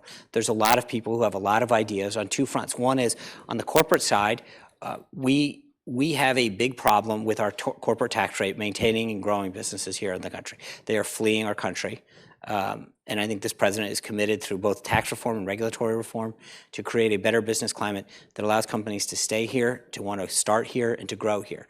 And you're seeing the progress on a lot, especially on the regulatory front. The president's made tremendous progress. You can do those by executive order, though. Yeah, and he has. But the comprehensive tax reform has got to get this thing up Capitol Hill to move. Absolutely. But I think on the regulatory reform, and I think that gets overlooked a lot, one of the things, whether it's the automotive sector, the steel sector, the coal and mining sector, and a lot of other manufacturing sectors, that we're seeing a lot of progress. Companies coming back to the United States talking about investments they're going to make, because I think the president's accomplishments and actions on regulatory reform is creating a better business climate for them to be here. But there's the other piece of this, which is the tax piece. It's going to take some months to get this done. And believe me, I actually am more critical of Congress on this. The president just said we're going to have it, and he's the leader, but Congress is the one who's the engine for this. Congress has got to do this. And we're engaging with them. So we'll be by the end of the year. That is clearly our goal, and I think we've got to look at both the corporate side and then making sure that we really give some relief to middle-class Americans. In light of the fact that by the end of the year, and if there is comprehensive tax reform, there's going to be a huge revenue shift one way or another. And do you expect that it'll be effective as of the year 2017, or do you think, are we talking sort of prospectively the tax? Well, that's going to be part of the discussion. So to get ahead of when that reform would go into place, whether it's fiscal year 2017 or fiscal year 18, again, that would be probably part of a lot of the discussion. President Trump also spoke about Steve Bannon last night and about it appears that there's some sort of feud going on in the White House, or maybe feud's a strong word, but something between Jared Kushner and Steve Bannon, at least by the president's remark. What's going on there? Well, I think a couple things. Number one, I think a lot of it is overblown, what you see in the media. The president has brought together an unbelievably talented team of successful individuals, whether it's in business, academics, government, and there's a lot of opinions. But that's frankly, it's the same team in a lot of ways that had a very successful campaign. I think sometimes you see some of that spill over into public, and that's unfortunate because there's going to be on policy issues a very spirited debate. But I think that's very healthy for the president that he's not getting a monolithic group of advice that says you only should do this and here's how this is. He gets a lot of opinions and ideas and policy shifts that help guide his ultimate decision making. That's a very healthy thing, and I think that what we bring together is a lot of really talented individuals, whether it's Mick Mulvaney and his service in the Congress and his understanding of the budget process, or Steve's understanding of where the policies that the president campaigned on and how to enact them, or Jared's business acumen. There's a lot of things that are being done to help improve the government, to help enact policies that I think both keep us safer and help grow the economy. But there's obviously, going to be spirited debates. I think that is a healthy way for the president to get guidance and ultimately make decisions. Does the media get in the way of the White House doing its job? I mean, do you feel is this a distraction? In what way? I mean, in terms of we report about the feuds. I mean, we're all we ask questions about those things. But in many ways they're important because these are important people in the White House. We've got the president's two top aides seemingly having disagreements, and we don't know the extent of it and whether it's just an ordinary course of business, two people with two different ideologies, or if it's something more. Well, I think from a process standpoint, whether or not someone's getting along or not getting along, or whether or not one idea is getting floated or another, doesn't make anyone's life safer or better, right? And I think, to your question, I think the more that the focus is on what are we doing, right or wrong, to make the country better, to strengthen it, to make it safer, is where I'd love to see the focus, right? Is that, what are we doing on tax reform? Where is it? How are we getting done? Who's being involved in the process? What are we doing to make our country more competitive and to grow jobs? Because I think whether or not you live in California or Connecticut, your focus right now is, am I doing okay? Am I able to help my family? Am I able to help my kids? Am I saving something for the future? Is my job safe? Is the business that I work for growing? Am I going to be able to get a raise? Am I able to contribute to my 401k? Are my streets safe? Is my country safe? Those are, I think, the issues that most Americans worry about and plague, that concern them. What am I doing about healthcare premiums? How am I going to keep up? Can I actually go see a doctor anymore?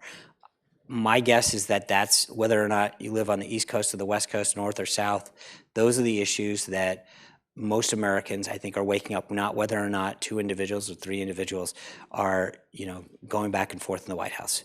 So I understand that there's always going to be a little palace intrigue, but I think that the proportion that I've seen of palace intrigue versus policy is a little out of whack. All right, what's your wish list? If you had your wish list about the media, I'll give you a chance. What do you want?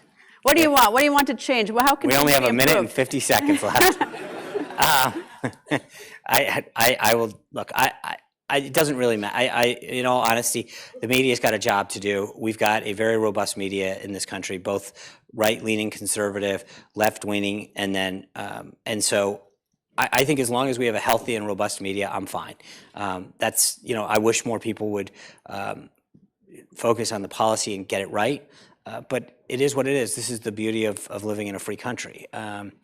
And so while I may want a lot of things, I think what we all should want is a media that takes their time, gets the stories right, doesn't worry about being first, but rather being right. All right, how much do you like the job? 1 to 10? I love it. I know that people, the funny thing is, that is probably one of the things that people say all the time, like, oh, I truly do believe it's an honor to have this job. It is a privilege, and if you don't believe it so, then you shouldn't be here. All right, let me ask you about the White House Correspondents' Next. We only have 52 seconds left. Nobody's going. The president's not going, and the members of the White House aren't going. Your thoughts? What thoughts? Look, I think that it's, we're just, this is not the appropriate year to go. Why? Because I think there's, let's go back to a question before that. I think the relationship and the coverage that we've gotten, I don't think that we should fake it. Going to a dinner where they sit around and you pretend that everything's all hunky-dory is probably not an appropriate year to be doing this. I think that they should go have their dinner, and I know that I know they put a lot of time into it, and that's great. But I don't think that just sitting there and watching a bunch of celebrities walk by is somehow an indication of how much you care about or respect the press or the First Amendment. I think they should have their dinner, but I think we have a right, in the same First Amendment gives us a right to say this isn't appropriate to go, and it sends the wrong signal. And if things get better, maybe we'll attend next year, but this is not the year to do it. So next year you'll go as my guest. And the time is up. Nice to see you, Sean. Thank you very much. Sean Spicer.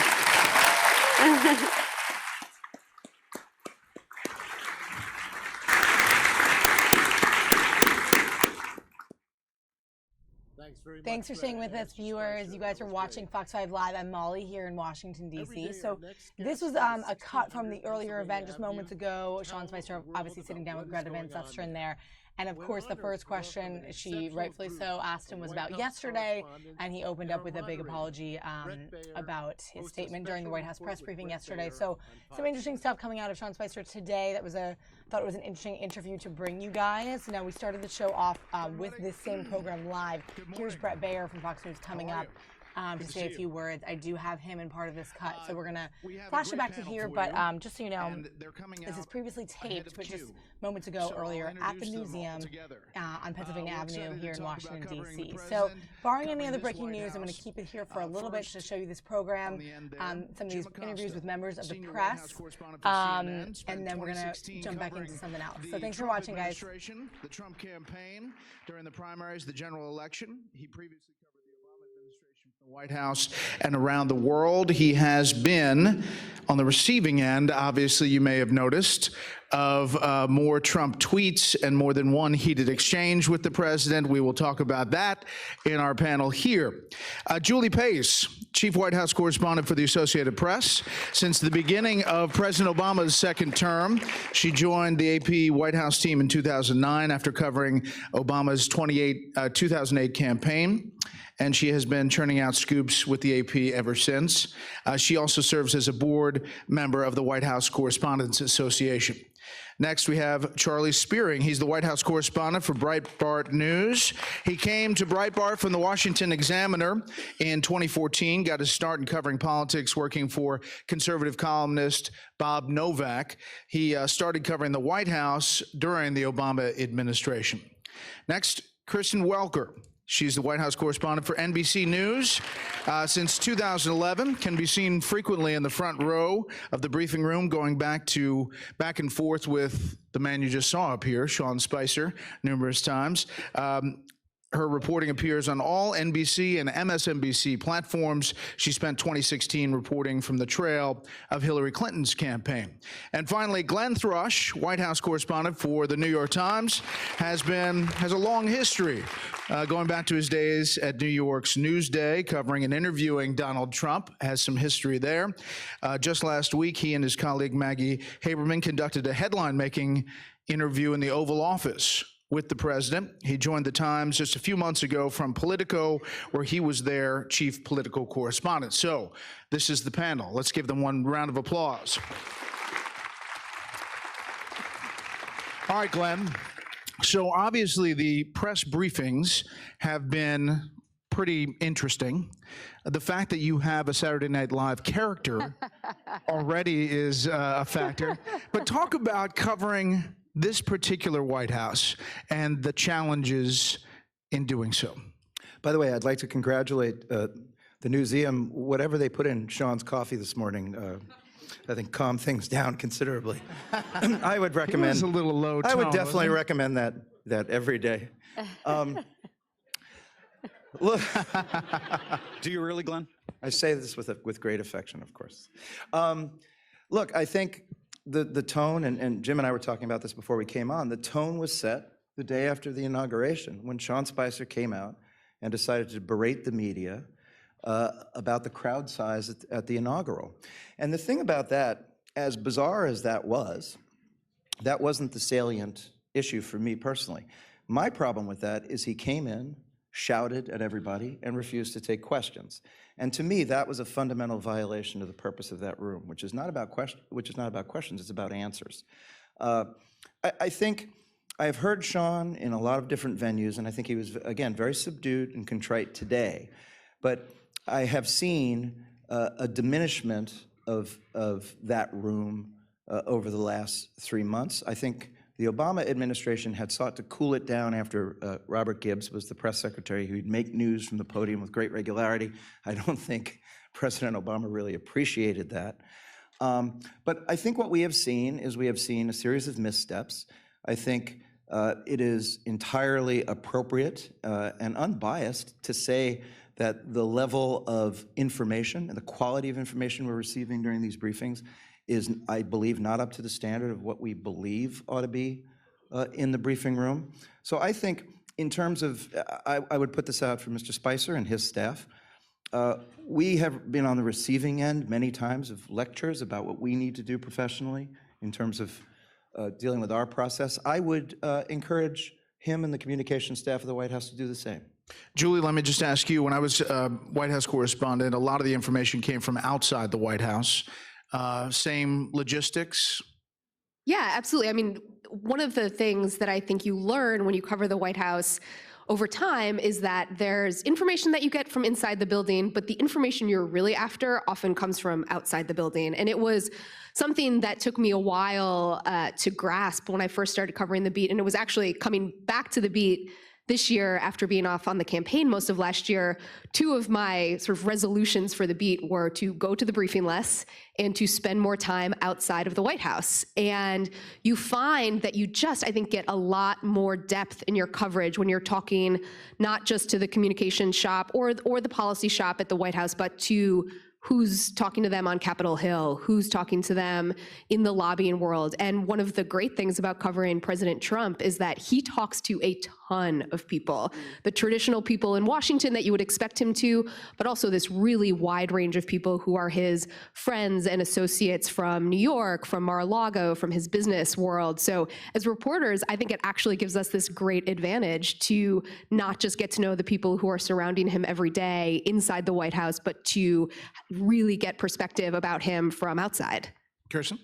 I agree with everything Julie's saying. I think that some of the best information and insight that I've gotten into this president comes from his friends who don't necessarily live in DC. I think one of the things that makes covering this White House really striking is the sheer amount of energy that this president has, and that sort of requires, I think, a 24/7 news cycle in a way that is on a whole new level. He's tweeting at 6 a.m., he's tweeting at 11 p.m., and we are often reporting out our stories overnight. I mean, literally until midnight, 1 a.m. in the morning. And I think that you always have to be prepared when you're walking around that White House, because obviously he sometimes invites reporters into the Oval Office. I was invited in for an impromptu meeting with him. And so you always have to sort of be on your toes to make sure that you're, getting the best information, pushing the headlines forward. Jim, I mentioned some of that back and forth. Has that evolved since that first exchange and those early tweets? I have not been invited into any private meetings with the president at the White House. Perhaps you could have figured that out. We had that news conference where he and I had that back and forth back in January, which, by the way, was the only news conference during the transition. We should remember that. The president-elect only had one news conference. It was on January 11th. But 9 days later, during the inauguration, I was positioned on the north lawn of the White House, right in the middle. President and First Lady walked right past me, and I threw a question at him, and he answered it. So I think, to some extent, the president knows, he knows television. And, he is not going to miss a moment if it's going to serve his purpose. And I think, to some extent, that's what happened on January 11th. He and I had this back and forth. And just to quickly go over that, my feeling is that our news organization was being attacked on that day. We were being called fake news and so forth. And I felt that I deserved, and our organization deserved, a question to challenge him on what was being reported at that time, which is this idea that the Trump campaign was having contacts with Russian officials, Russian intelligence operatives, perhaps, during the campaign. And so, things have evolved since then. You'll notice there was that one news conference where he and I went back and forth for some 8 minutes, and he asked me if I was related somehow to Alexander Acosta, who's going to be the labor secretary. So I think to some extent, that did happen. You can go back and look at the tape. But I think to some extent he enjoys the sparring back and forth. And the one thing I do want to say is, and we'll probably have time to talk about all of this, is that we're told that we live in this nothing matters world, or we're in this post-truth world. I think that couldn't be further from the truth. I think now more than ever, speaking truth to power means everything. And so I think that is what I was trying to do on that day back in January, and I think that's what we at CNN and I think my colleagues here try to do every day. Would you do it the same way again? I would, yeah. I would do it the same way again. If our news organization is being attacked, my sense is that cannot go without any kind of response. And I really quickly, that night, I heard from a news executive from another network. And guys, I'm just going to slowly bring you out of this feed. We're about to lose it in less than a minute. This was a pre-taped feed. Like I said, I wanted to make sure I brought you Sean Spicer there at the Newseum. All right, coming out of this, we'll bring back into the newsroom here. Hey, how you doing, guys? I'm Molly Nevola. Thanks for watching on our stream. Feel free to chat it up with me and engage with us and tell us what you'd like to see. Right now, I don't have a lot of live feeds coming in, but we want to make sure we bring you breaking news. So barring anything else, I am going to bring you over to the Smithsonian right now. There is a live event going on at the Air and Space Museum brought to us by NASA. And so I'm going to bring you there right now. And they're putting on a little sort of a video and demonstration for people who are watching on women paving the way for exploration of Mars. So kind of a cool little thing going on at the Smithsonian. Take a look right here. Watching online, be sure to submit them right now. We're going to start with a video question. Hi, my name is Ellie, and I was wondering how long the trip to Mars will take. How long is it going to take us to get to Mars? So the current estimates with the technology that we have today is about 6 to 8 months to get to Mars and the same amount of time to get back. However, a round trip to Mars is estimated at about 3 years. And the reason for that, there are a couple of reasons, but one of them is that we've traveled so far to get there, we probably want to spend a little bit of time on the surface also, right? Might be a little bit of science to do that. It almost seems like there's a reason we're going. Yeah. The other one is that we have to wait for the trajectories of the two planets to line up well, because we don't want to be traveling when they're on opposite sides of the sun, obviously. That's just making it harder on ourselves. Makes it a little bit harder. All right, let's go to an online question next. How old do you have to be to become an astronaut? Pardon. So this is a little bit surprising. So surprising that I coughed. That in order to be an astronaut, you really only have to be 18 years old. So you have to be a legal adult citizen of the United States to be an astronaut with NASA. However, most astronauts aren't selected until their late 20s, early 30s, at the earliest usually, because of all that education that I was talking about earlier. You really have to work hard to get up to that level. And the degrees are in STEM fields, but it's a wide range, right? Absolutely. You can really study anything within the umbrella of STEM, ranging from the example that we like to use is veterinary sciences all the way up to astrophysics, anything that you are passionate about. That's really cool. All right, well, we've got a student correspondent in the audience, Ben. And Ben, do any of you guys have some questions out there? Yeah, we do have some questions. The first one is from Isaac. Can you make food in space? Can you make food in space? Yeah, absolutely. Otherwise, how would the astronauts eat up there? So there's a couple ways we can look at that. You can definitely prepare food in space. That's what we usually do, is we send pre-prepared food up to space with the astronauts that they can then consume there. But something that they've recently been working on as well is growing food in space.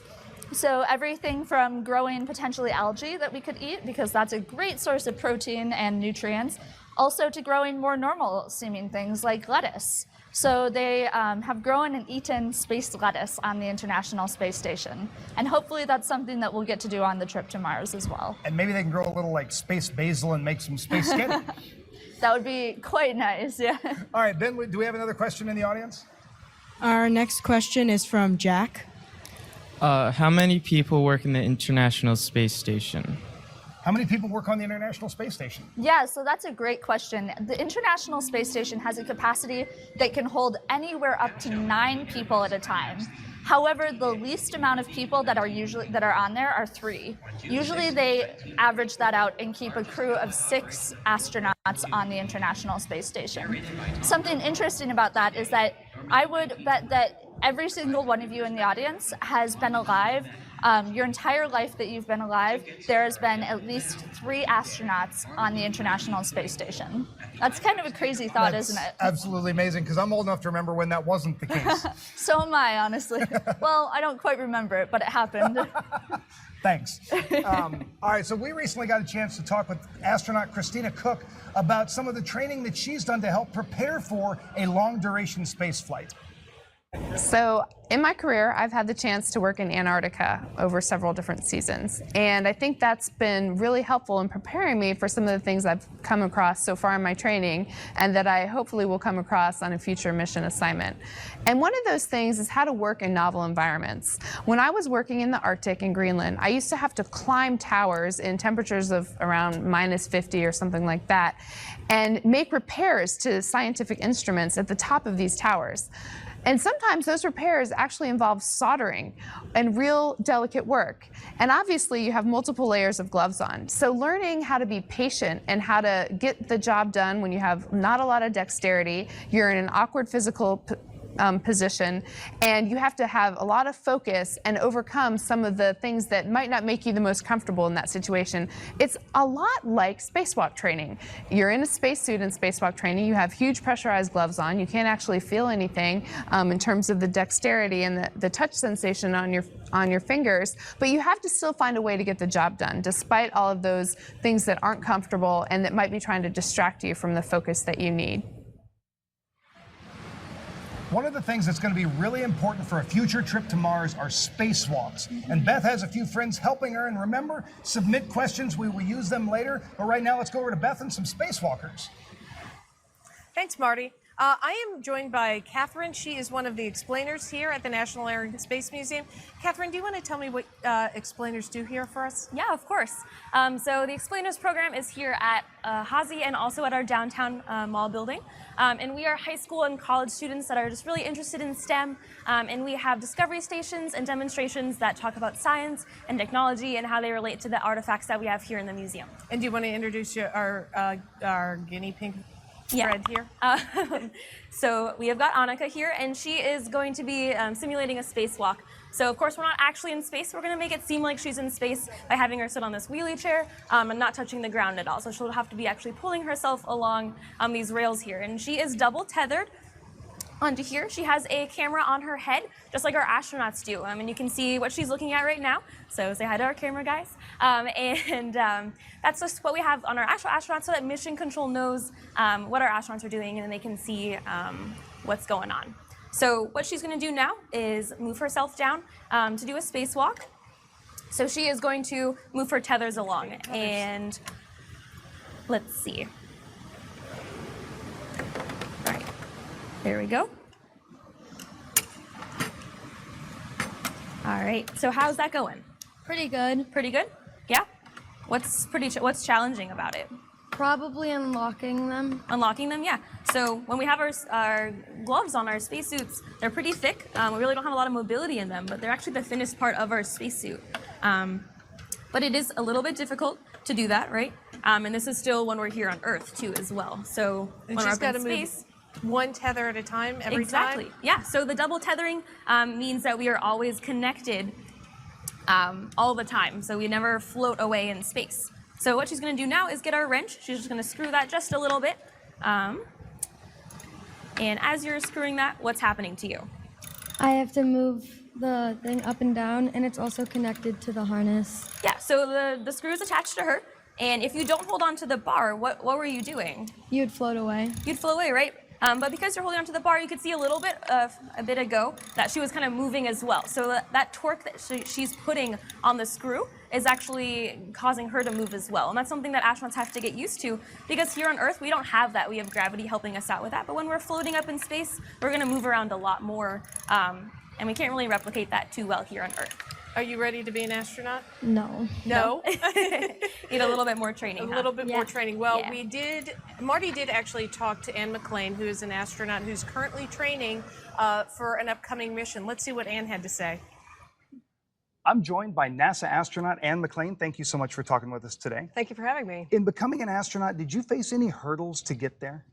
There's lots of hurdles. There's hurdles every day along the path. You know, the path to becoming an astronaut or achieving your dreams, no matter what they are, can sometimes be so long. You know, it really does take a lifetime. And there's small hurdles like, you know, you want to make a sports team and you get cut. There's big hurdles like tests that you don't know if you can pass, or that, you know, subjects that you don't understand. There's hurdles every day, but the trick is just to keep going.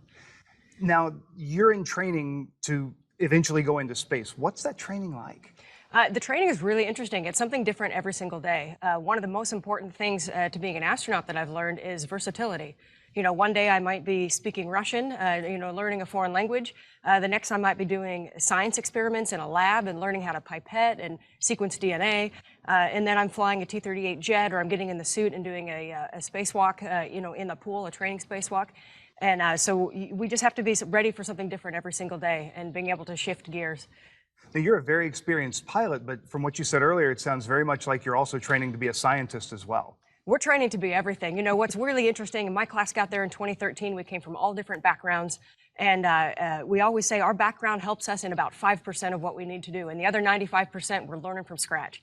And what's really cool about that is we can rely on each other. So when I went into a lab and learned biology, I got to rely on Jessica Meir, who has a PhD in, you know, and she's done experiments all over the world, and, you know, that's her bread and butter. And so being able to rely on those experts, and then, you know, we go over and we fly, and I get to help her out. And so it's, and that's kind of really, we learn to depend on each other and each other's expertise.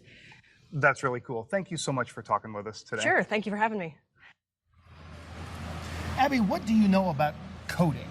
Yeah, I actually have a little bit of experience with coding. I recently learned both Scilab and Python, which are two different languages of coding that are often used in physics and biology. And I also know that coding is pretty important for space exploration. Absolutely is. So Beth has got a couple more friends, and they're working on a coding activity. Beth, how's it going? Well, we're going to start on a coding activity. We're going to do a little computer coding. Now, I know this doesn't look like computer coding at all. Catherine, do you want to tell us a little bit what we're doing with this piece of rope and wire and beads? Yeah, so we've got some beads on here. And how coding works is it uses binary. And that is going to be a series of ones and zeros put in different orders. And so what we're going to be doing is our initials with these beads here. There's 8 beads of each of our 3 different colors. And so we're going to just figure out the right order of the ones and zeros to put them in so that we can kind of code our names on there. Or our initials. So so for this, the wire, if it's a 0, goes on the outside. On the outside. And if it's a 1, it goes on the inside. And you can look at these characters. What's your first initial? Yeah. R. So let's look up R. So, So it's 0, 9 1, letters. 0. Well, we're just going to do our initials. So out, in, out. Okay. So what's your first initial? Marty, we're going to get to work on this. How about you and Abby tell us So what this has we're to gonna do do this. with the space program? If it's a 0, we're going to go. Oh, sorry about that. So, yes, the coding has a long history in the space program, and it goes all the way back to the beginning of the space program and the Apollo 11, the first mission to land on the moon. And in fact, there was an amazing woman by the name of Margaret Hamilton. Margaret was known as the rope mother because her team wrote the software code and then programmed the guidance computer. The way they programmed the computer was with metal beads and wire. They could send a signal through the wire, which would recognize it as a 1 or a 0, and that's how they were able to get the code into that computer. Now, here's the crazy thing. That selfie that we just took, the memory that takes up on my camera, or when you guys take a selfie, that selfie takes up 20 times more memory than the entire guidance computer for Apollo 11 that got us to the moon for the first time. 20 times more. That blows me away. Blows me away also. I happen to know that I probably have a couple hundred selfies on my phone, and I'm sure that most of you do as well. So the question is, why aren't we on Mars yet? I know. Let's go check back in with Beth and see how the coding's going. How's your coding going? It's going good. It's going good? Is it easy? Yeah. It's easy? How's yours going? Fine. Fine? Yeah. You doing your initials? Okay, now let me ask you this. The Apollo program, the computer code, was 72,000 bytes. Do you want to do 72,000 of these? Not really. No? Okay, what if you made a mistake? You'd have to go back and find it. Would you want to go back and find a mistake like No. No? Okay, well, Marty, I think that we're okay doing our initials, but probably not coding for the Apollo program. We're going to keep working on this. Sending it back to you and Abby. Awesome. Nice job, guys. Abby, are you ready for a few more questions? Always ready. All right, let's start with a video question. Hi, my name is Austin, and I was wondering how I can become an astronaut and go to Mars. How does Austin become an astronaut and go to Mars? Yeah, that's a great question that Austin has. So the first thing is that Austin is definitely in the right age range. So everyone from Austin's range, so middle schoolers right now, all the way up even to college students like me are within that age range where, we're going to Mars. It's happening mid-2030s. But in order for Austin to do that, he needs to focus really hard on his education. So he needs to get an undergraduate degree and then a master's degree and then probably also a PhD degree in a STEM field. So that's science, technology, engineering, or math. Awesome. And I know Austin really also wants to know how he can send his sister to Mars. Any advice on that? I don't really know, but Austin should probably talk to my older sister, who for a long time has been the president of the Get Abby to Mars Club, which might be because she supports me as family, or it might be that she just really wants me far away.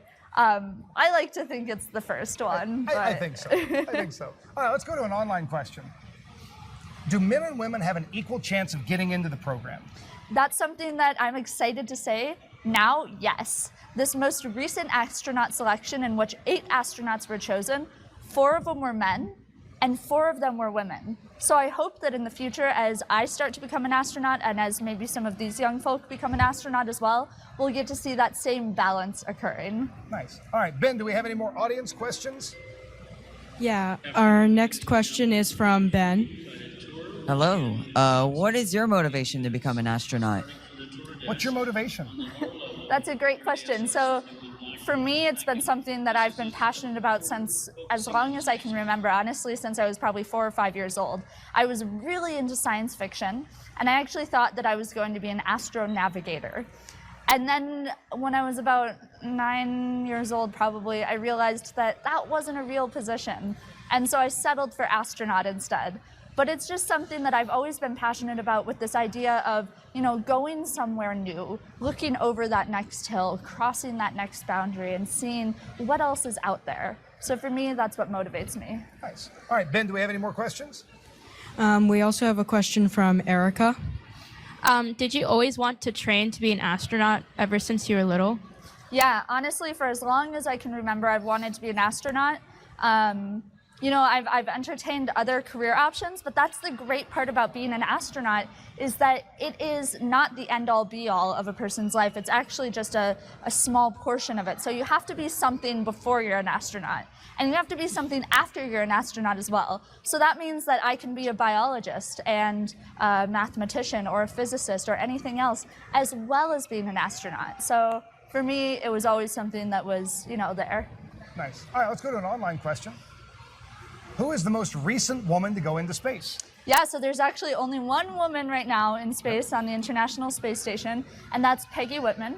And she is actually now the commander of the International Space Station, and she set a record a while back for being the first woman commander. I don't know that she was the first woman, but she's the first 2-time commander of the International Space Station. You're right. This week she set the record. Yep. Because Eileen Collins was the first woman commander. Just this week, Peggy Whitson became the first 2-time female commander of the International Space Station, which is really pretty exciting. Cool. Yeah. All right, let's go back to an audience question.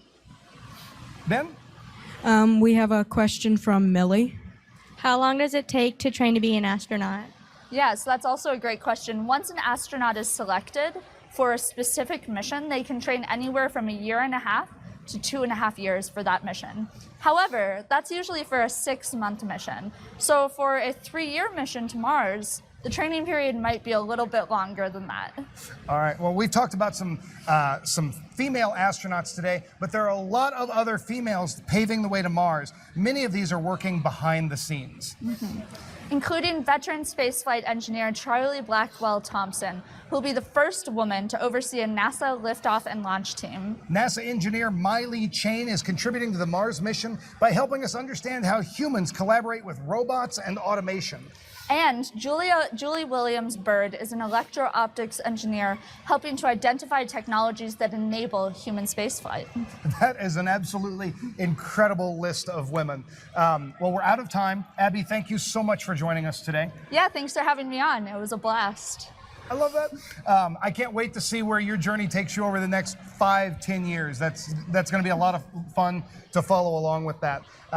We'd like to also thank explainer Catherine and our sponsor NASA for the show today. And we want to encourage everybody to tune in 2 weeks when we talk about World War I. 100 years ago this month, the United States entered World War I. And in 2 weeks, we'll be heading to the residence of the Belgian ambassador to talk all about it. Check it out. I'm at the National World War I Museum in Kansas City. All right, guys, thanks for watching. Kind of a cool little science segment that was live at the Smithsonian Air and Space Museum here in way downtown Washington, D.C.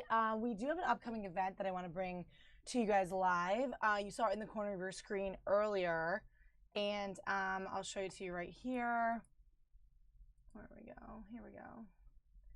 Yeah, I believe this coming up next is going to be, I'll give you a shot of this, the news conference in Moscow. So this, I thought, was slated for a little bit earlier, but it looks like this is possibly it. Rex Tillerson visiting Moscow for the first time and holding a news conference with the foreign minister there. Of course, amid ongoing tensions with Syria, we are there in Russia. So that is coming up next. We're going to bring it live as that comes in. Thanks for sticking with us, guys. You're watching Fox 5 Live here in Washington.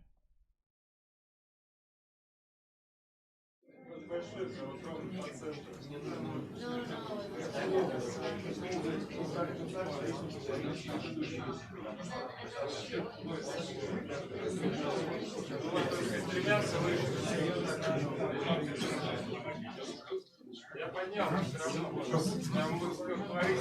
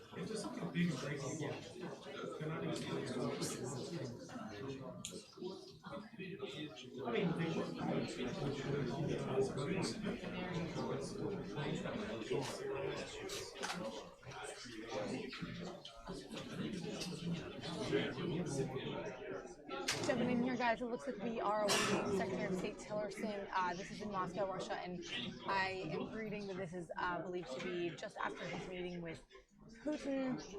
So we are expecting him to come out and speak at this small-ish looking news conference. Stay with us for more of this coverage. It's coming up soon to you live.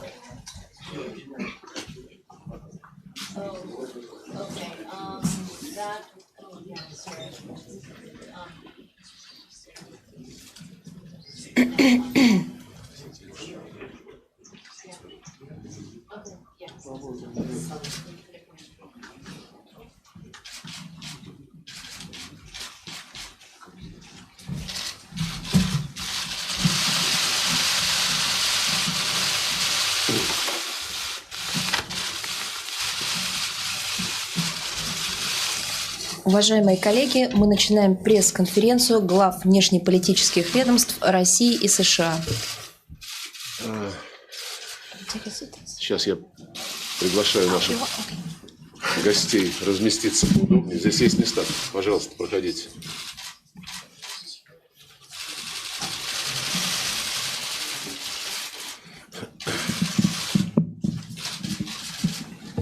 Добрый вечер. Это был длинный день. Мы провели переговоры с государственным секретарем Соединенных Штатов Америки Рексом Тиллерсоном. И только что состоялась продолжительная a long conversation with President Vladimir Putin of Russia. It has lasted for more than 2 hours. The negotiations have proved to be substantial and very frank. They have comprised the whole gamut of issues of importance to our bilateral relations as well as our interaction in the international arena. We have taken note of the fact that the current state of our relations as well as the international situation as a whole are not the most calm ones. There are certain issues that have been inherited, so to speak, as time bombs from the previous administration, the Obama administration. We are being realistic, and we do understand that in order to overcome these obstacles, we have to make efforts, and we seek to do that. We understand that our American counterparts are going to move towards us as well, and our president has reaffirmed our will to do that. We see that attempts at preventing our cooperation. There are even attempts at escalating the confrontation, but we do not believe that this is an astute approach. We do understand that if Moscow and Washington cooperate, this is for the benefit not just of our nation, but also for the sake of the whole world. We have reaffirmed that we both seek to fight without any compromise the international terrorism.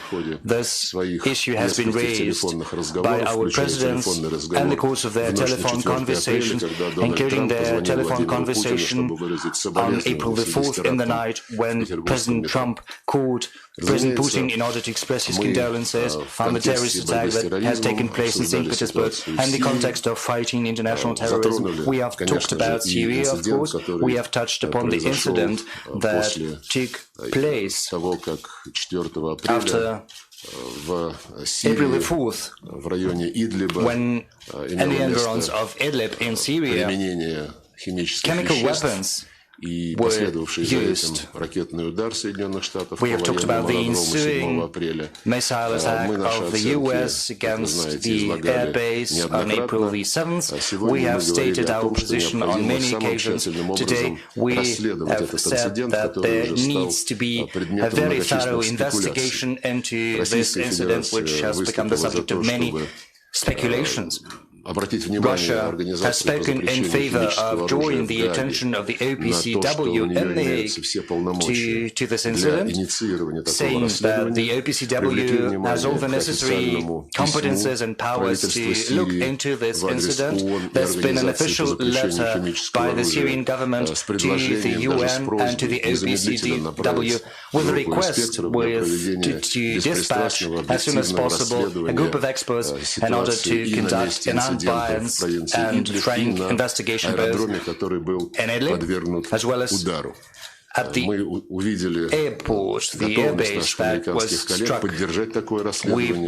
We have taken note of the American counterparts' willingness to support such an investigation. We do hope that the powers the UN and the OPCW have are going to be resorted to as soon as possible. In this context, we believe it's going to be counterproductive to try to adopt a resolution at the UN Security Council which would be not dedicated to investigating the incident, but more legitimizing the accusations against Damascus. We do have some arguments, but we're not trying to impose anyone on anyone.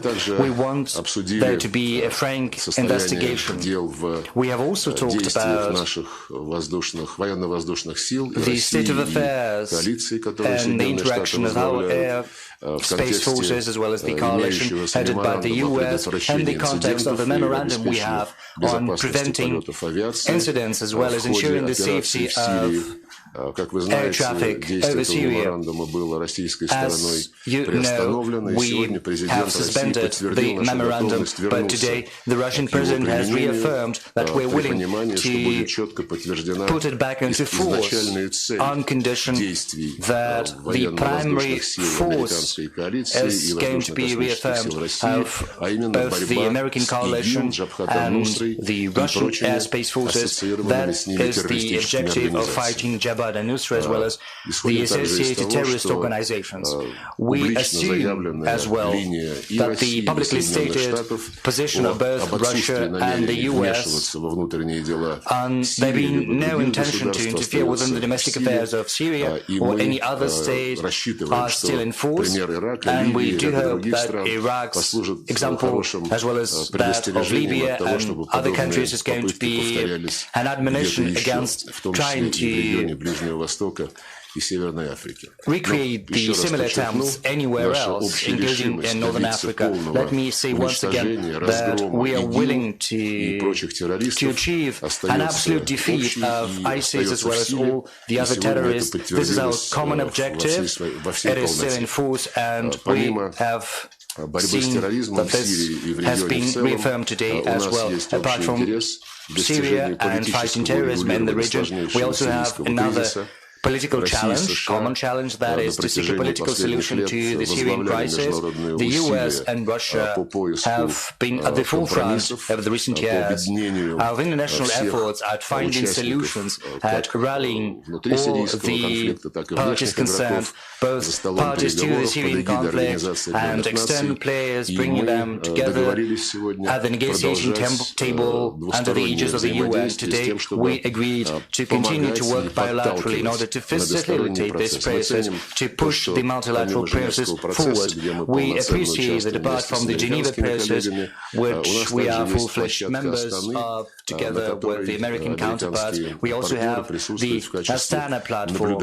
At this platform, the American counterparts are represented as observers. Russia and the US have other opportunities to help the international community settle the conflicts in Libya, Yemen, and last but not least, try to find common approaches to break the stalemate around the Israeli-Palestinian settlement. I do hope that our ongoing contacts to that end are going to be fruitful. We also have another matter on our agenda, and that is Afghanistan.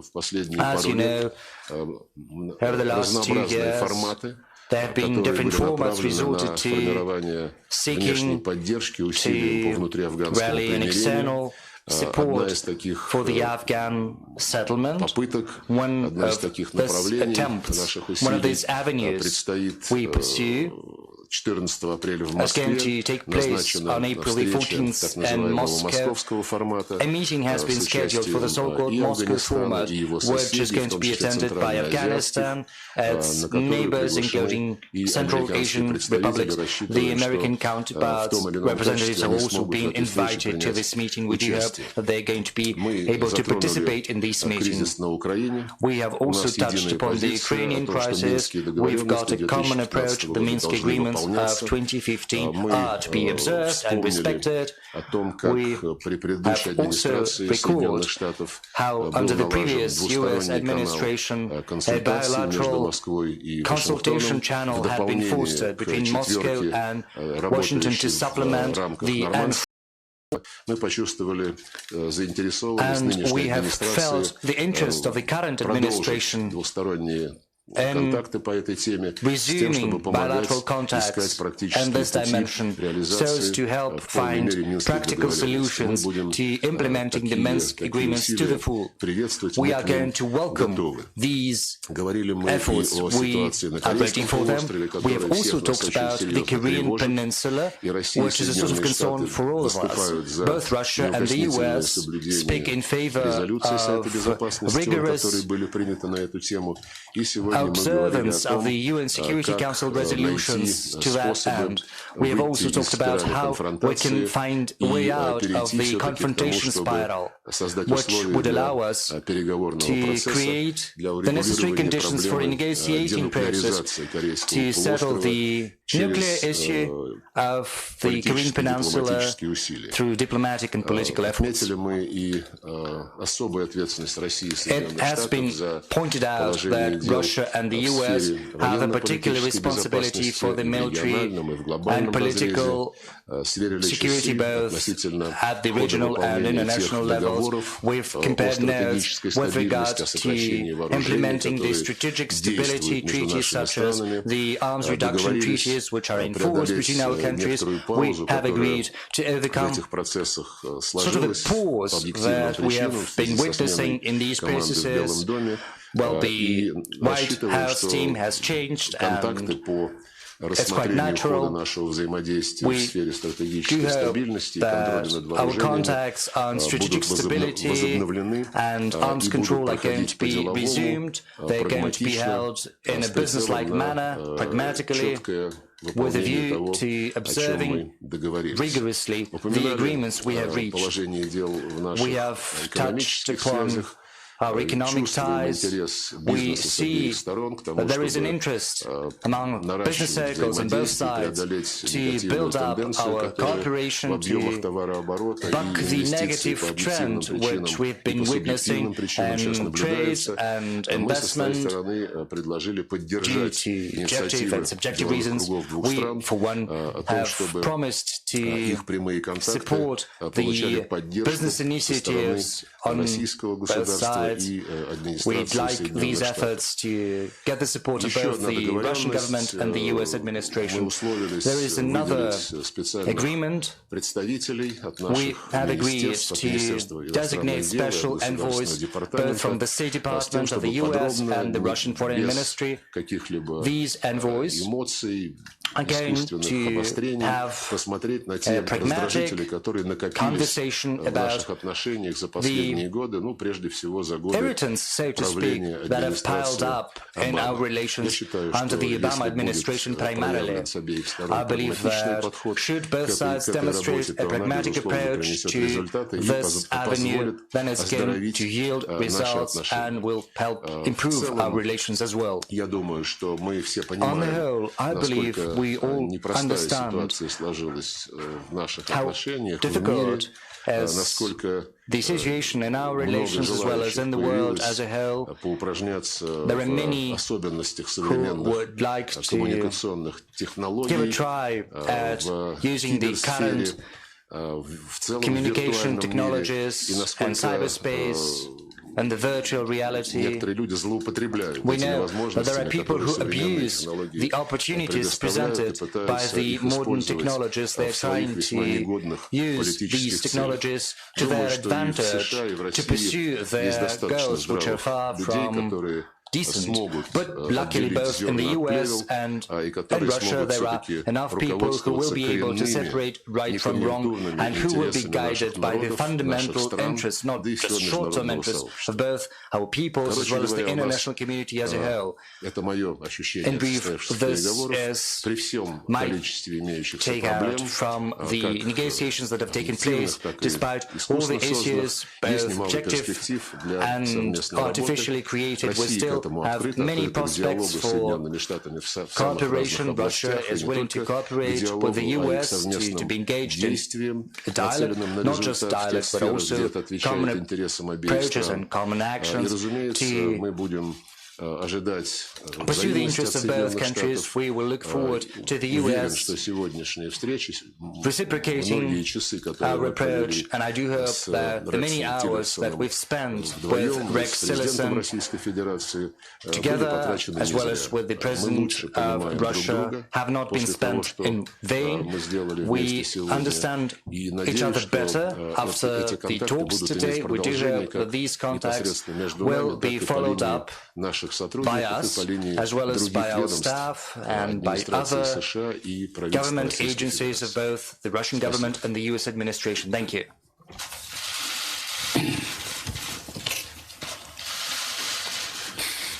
Good evening. We just came from a productive meeting, as you heard Foreign Minister Lavrov mention, of about 2 hours with President Putin. We frankly discussed the current state of U.S.-Russia relations. I expressed the view that the current state of U.S.-Russia relations is at a low point. There is a low level of trust between our two countries. The world's two foremost nuclear powers cannot have this kind of relationship. We further discussed approaches to improving our channels of communication.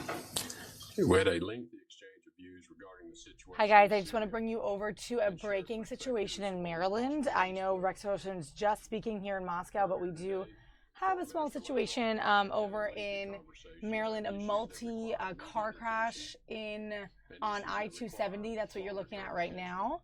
And the details that we have are limited. However, we do know that there are a couple vehicles involved in a school bus. There was one student and two adults on the bus. I don't have any sound on this video, so what you're watching it's just our chopper video right now. All very minor injuries for everyone that was on the bus. That's one student and 2 adults, and only the student and the bus assistant are being transported with non-life-threatening injuries. You can see here the bus is sort of toppled over on the side of the road. This is I-270 and I-80, and the driver of the bus, we are hearing, actually refused treatment, and there are no injuries for that driver. So that is our breaking situation in Maryland. We'll keep it here, see if we get any more details for you. And others are understood to be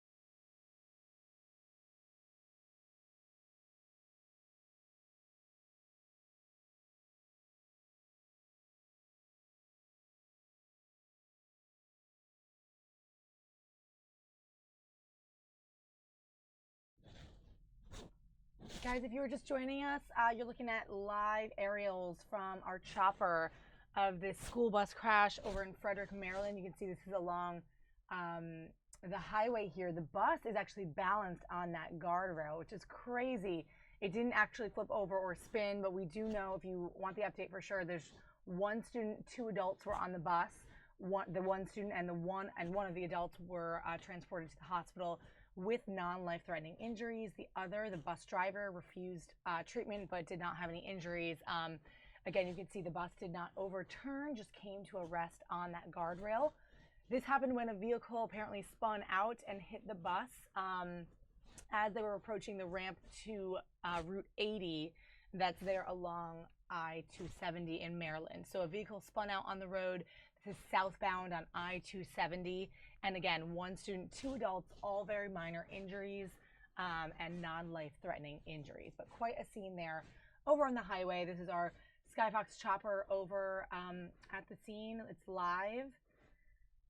And you're getting it here from us at Fox 5 Live. I'm Molly Nevola. We had earlier the live event in Moscow. We're going to kind of wrap through this and then bring you back there when we feel there's no more information here to report. But again, school bus crash, it's resting on the guardrail, only 1 student and 2 adults on the bus, and non-life-threatening injuries for all passengers.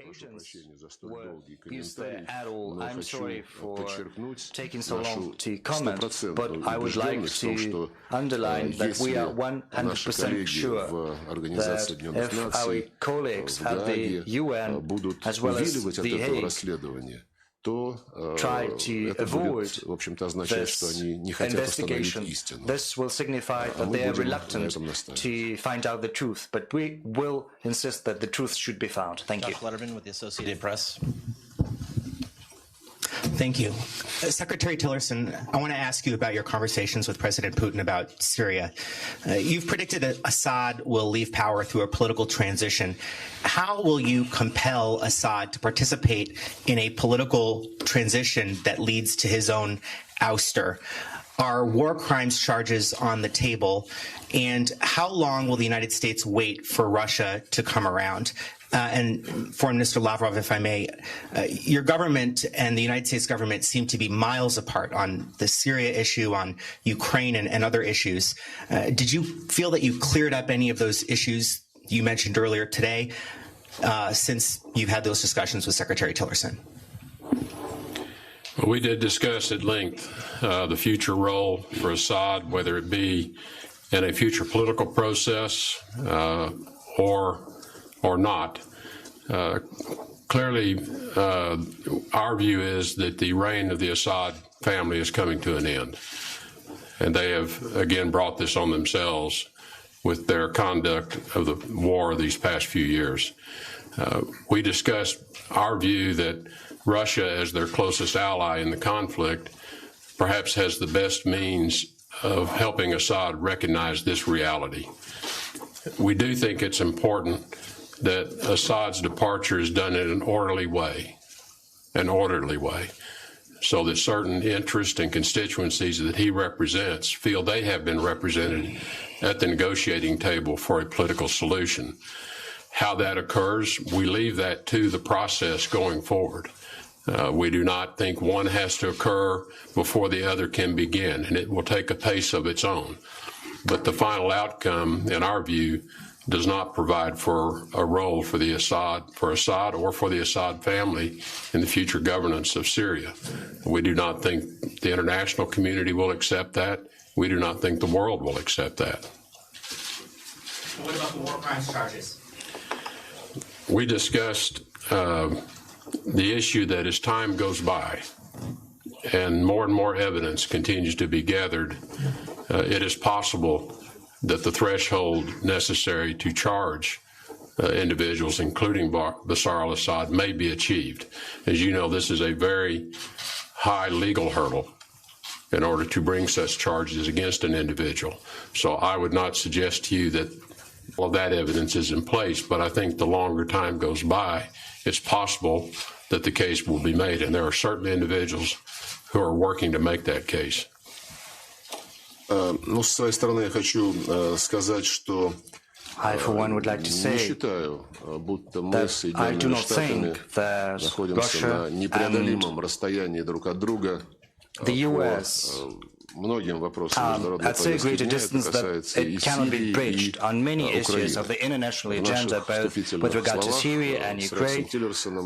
It's not impossible. In our introductory remarks with Rex Tillerson, we mentioned the agreements that are related not just to intensifying the communication channels with regard to Syria and Ukraine.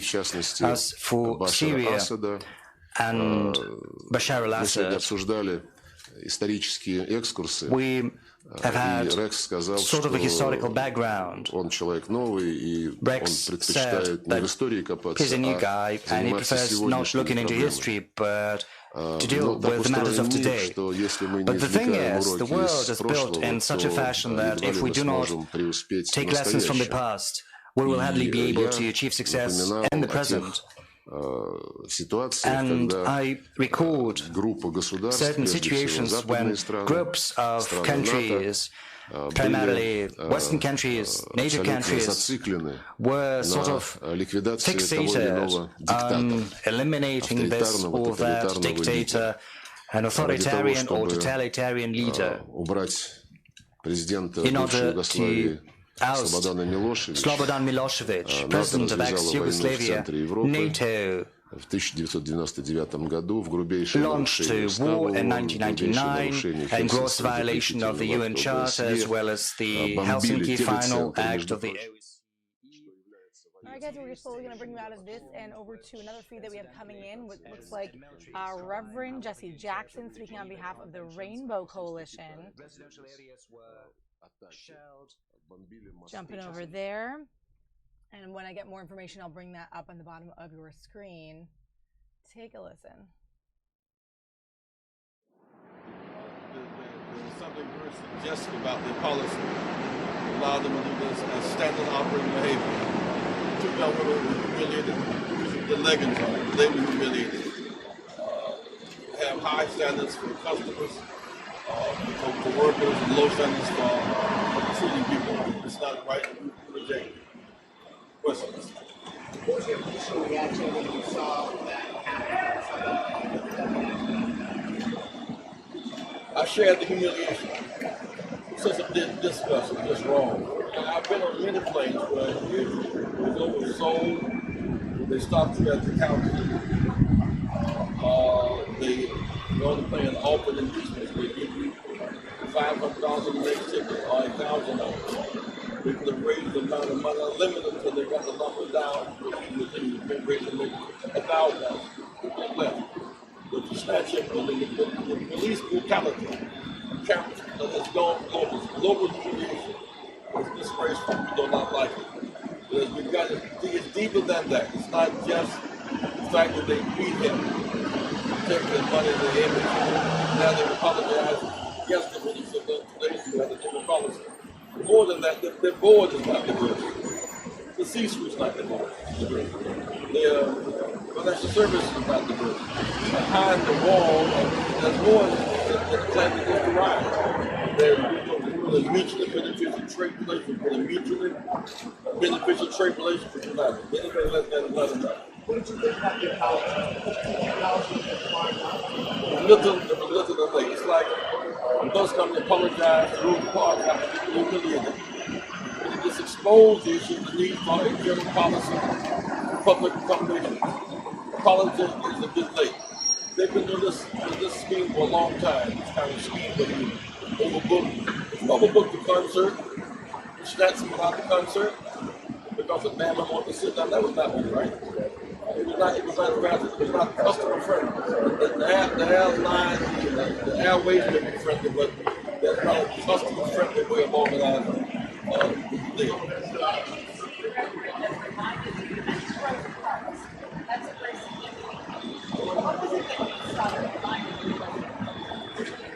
Well, taking them off forcibly. But it was very brutal. To watch him bleed, his wife crying out, pleading for mercy. Other people on the plane was frozen with fear and anger and disgust. And I'm sure when he gets well enough, he will sue the company. More than suing the company, the policy must change. I'm concerned now about United, not just our treaties, it's the scheme of having more money than sinks.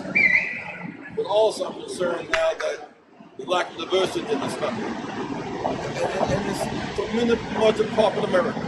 The board is not diverse. The C-suite's not diverse. The procurement contracts. We need the EEO1 reports. We need to go behind the culture of United. There's a culture here related to this behavior.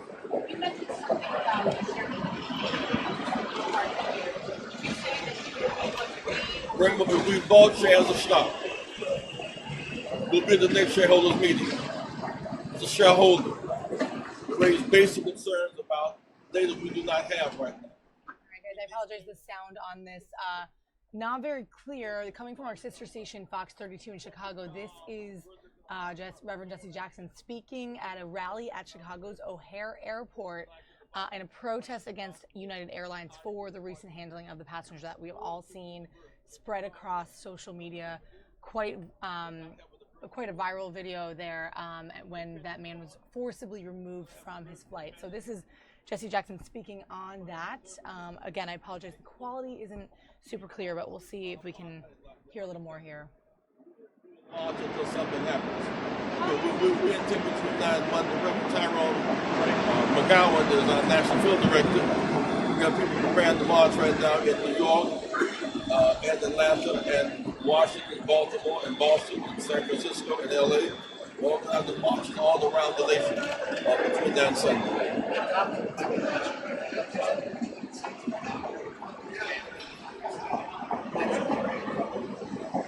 We want to have prayer with the doctor, to meet with him and his family, because we're concerned about his humiliation, but his suffering is not in vain. He'll recover from the suffering. He'll recover from United recovery. We intend to have a national, organized boycott on United until they change their policy. They had to apologize to him and compensate him. He should apologize to him and compensate him in some small places. But the big issue is the company said we want United a mutually beneficial trade relationship. And look at their board and look at their procurement. It's not very diverse. It's not fair. There's more in plain customers who are going to ride. It's been part of the airline industry.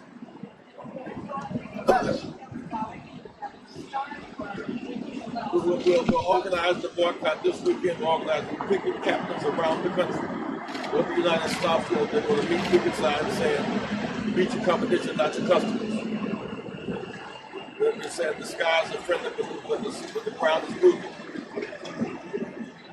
These basic appeals. If we want to meet with Munoz, as soon as he will meet, we want to meet with him.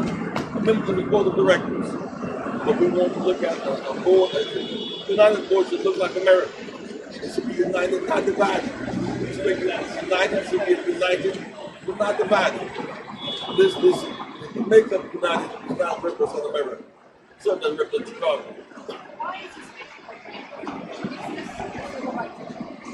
Very much a civil rights issue. It's a human rights issue. You know, it's back to transportation. Whether it's Jesse Ferguson, transportation, Rosa Parks, transportation, what happened here is somebody that all comes back down to transportation and fairness. But beyond the seats, there's more in the industry that we can just be customers, we also want to be business partners as well. We want to get vertical and horizontal in the industry.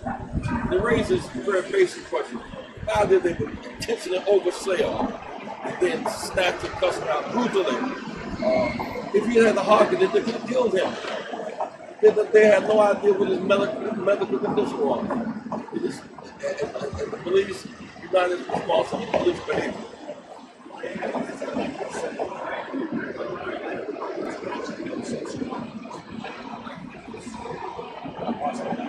Because it was brutal and mean spirit. I mean, the man bleeding, he snatched out the truck.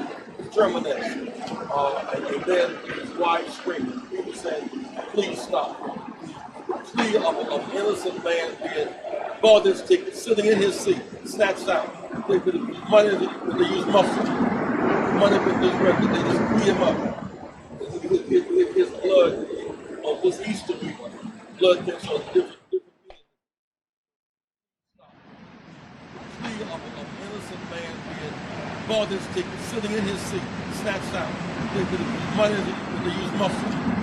Money that they record, they just beat him up. His blood on this Easter week, blood takes on different meaning. This is the week of blood is redemption. His blood, I'm not sure his blood will be redempted. His blood will help a lot of people.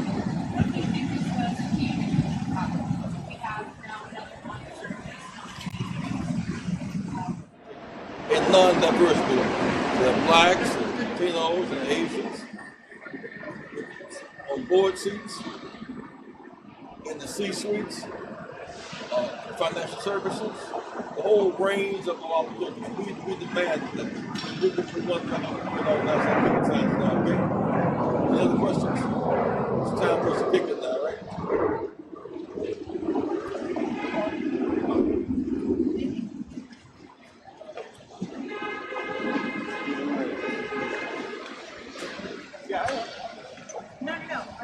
Good? Still rolling? Ruthie, can you grab our microphone, please? My stick.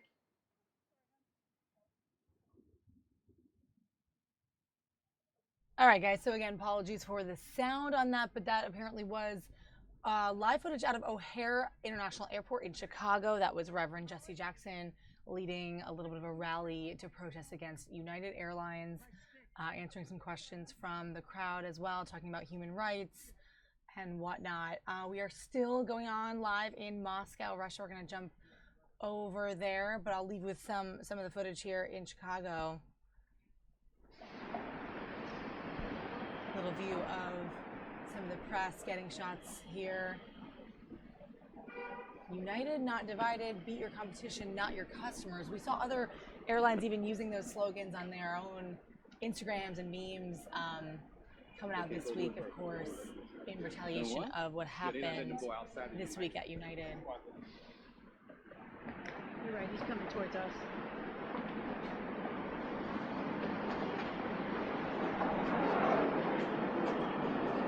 Excuse you. Jesus Christ.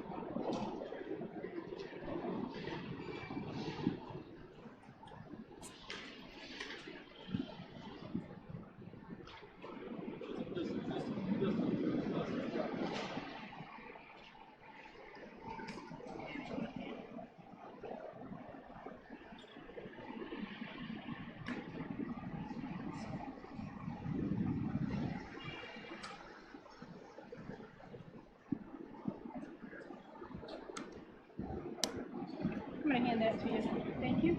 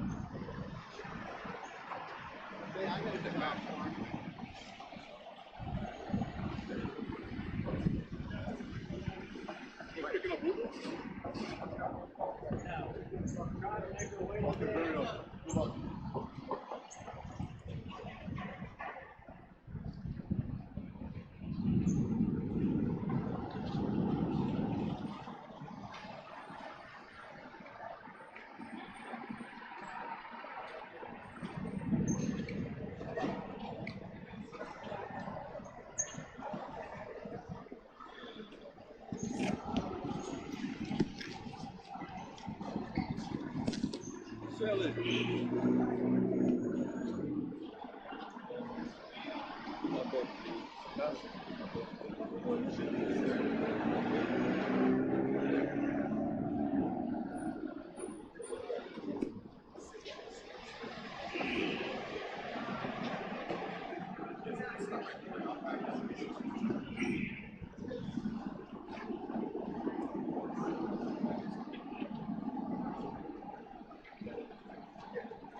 Stop down here.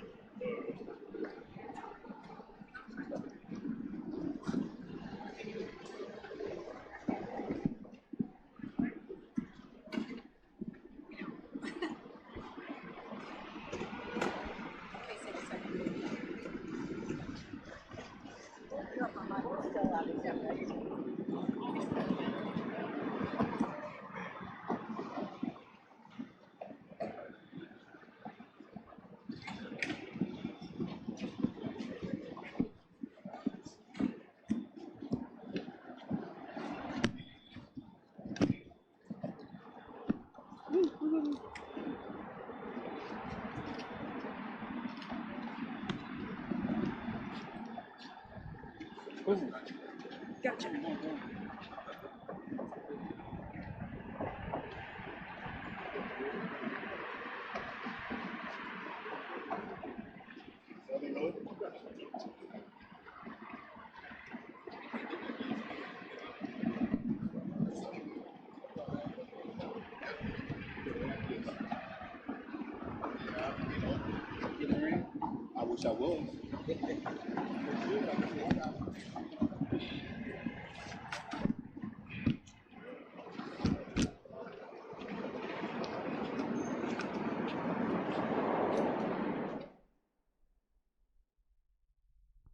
All right, guys, and we're going to leave you now, jumping back over to Maryland. That was O'Hare Airport. Reverend Jesse Jackson, protesting United Airlines along with his Rainbow Push Coalition. Over now to our chopper feed. This is Montgomery County, Maryland. You're looking at aerial footage of a funeral. This is people paying respects to a Montgomery County firefighter who was found unresponsive at his own let's see, I'm reading more information on this now. He was found unresponsive by his own coworkers at his own station and treated at the scene and pronounced dead. Apparently they're still investigating the cause of death, but you can see here just a little bit of a procession zooming in there with our chopper. Firefighters kind of lining outside. I don't have sound on this, unfortunately, but just a little bit of a vision of paying respects to a local firefighter here in Montgomery County, still determining the cause of his death. This was 52-year-old Charles Rick Gentlecore from firefighter station 715 in Montgomery County. So we're going to leave you with that today. Thank you so much for watching our live feed on Fox 5 Live. We appreciate you engaging with us, and you can always check our social media for more. Tune into our Facebook, of course, our Facebook page at Fox 5 DC to see live videos when we're not on the air here on YouTube. Thanks for joining us, guys.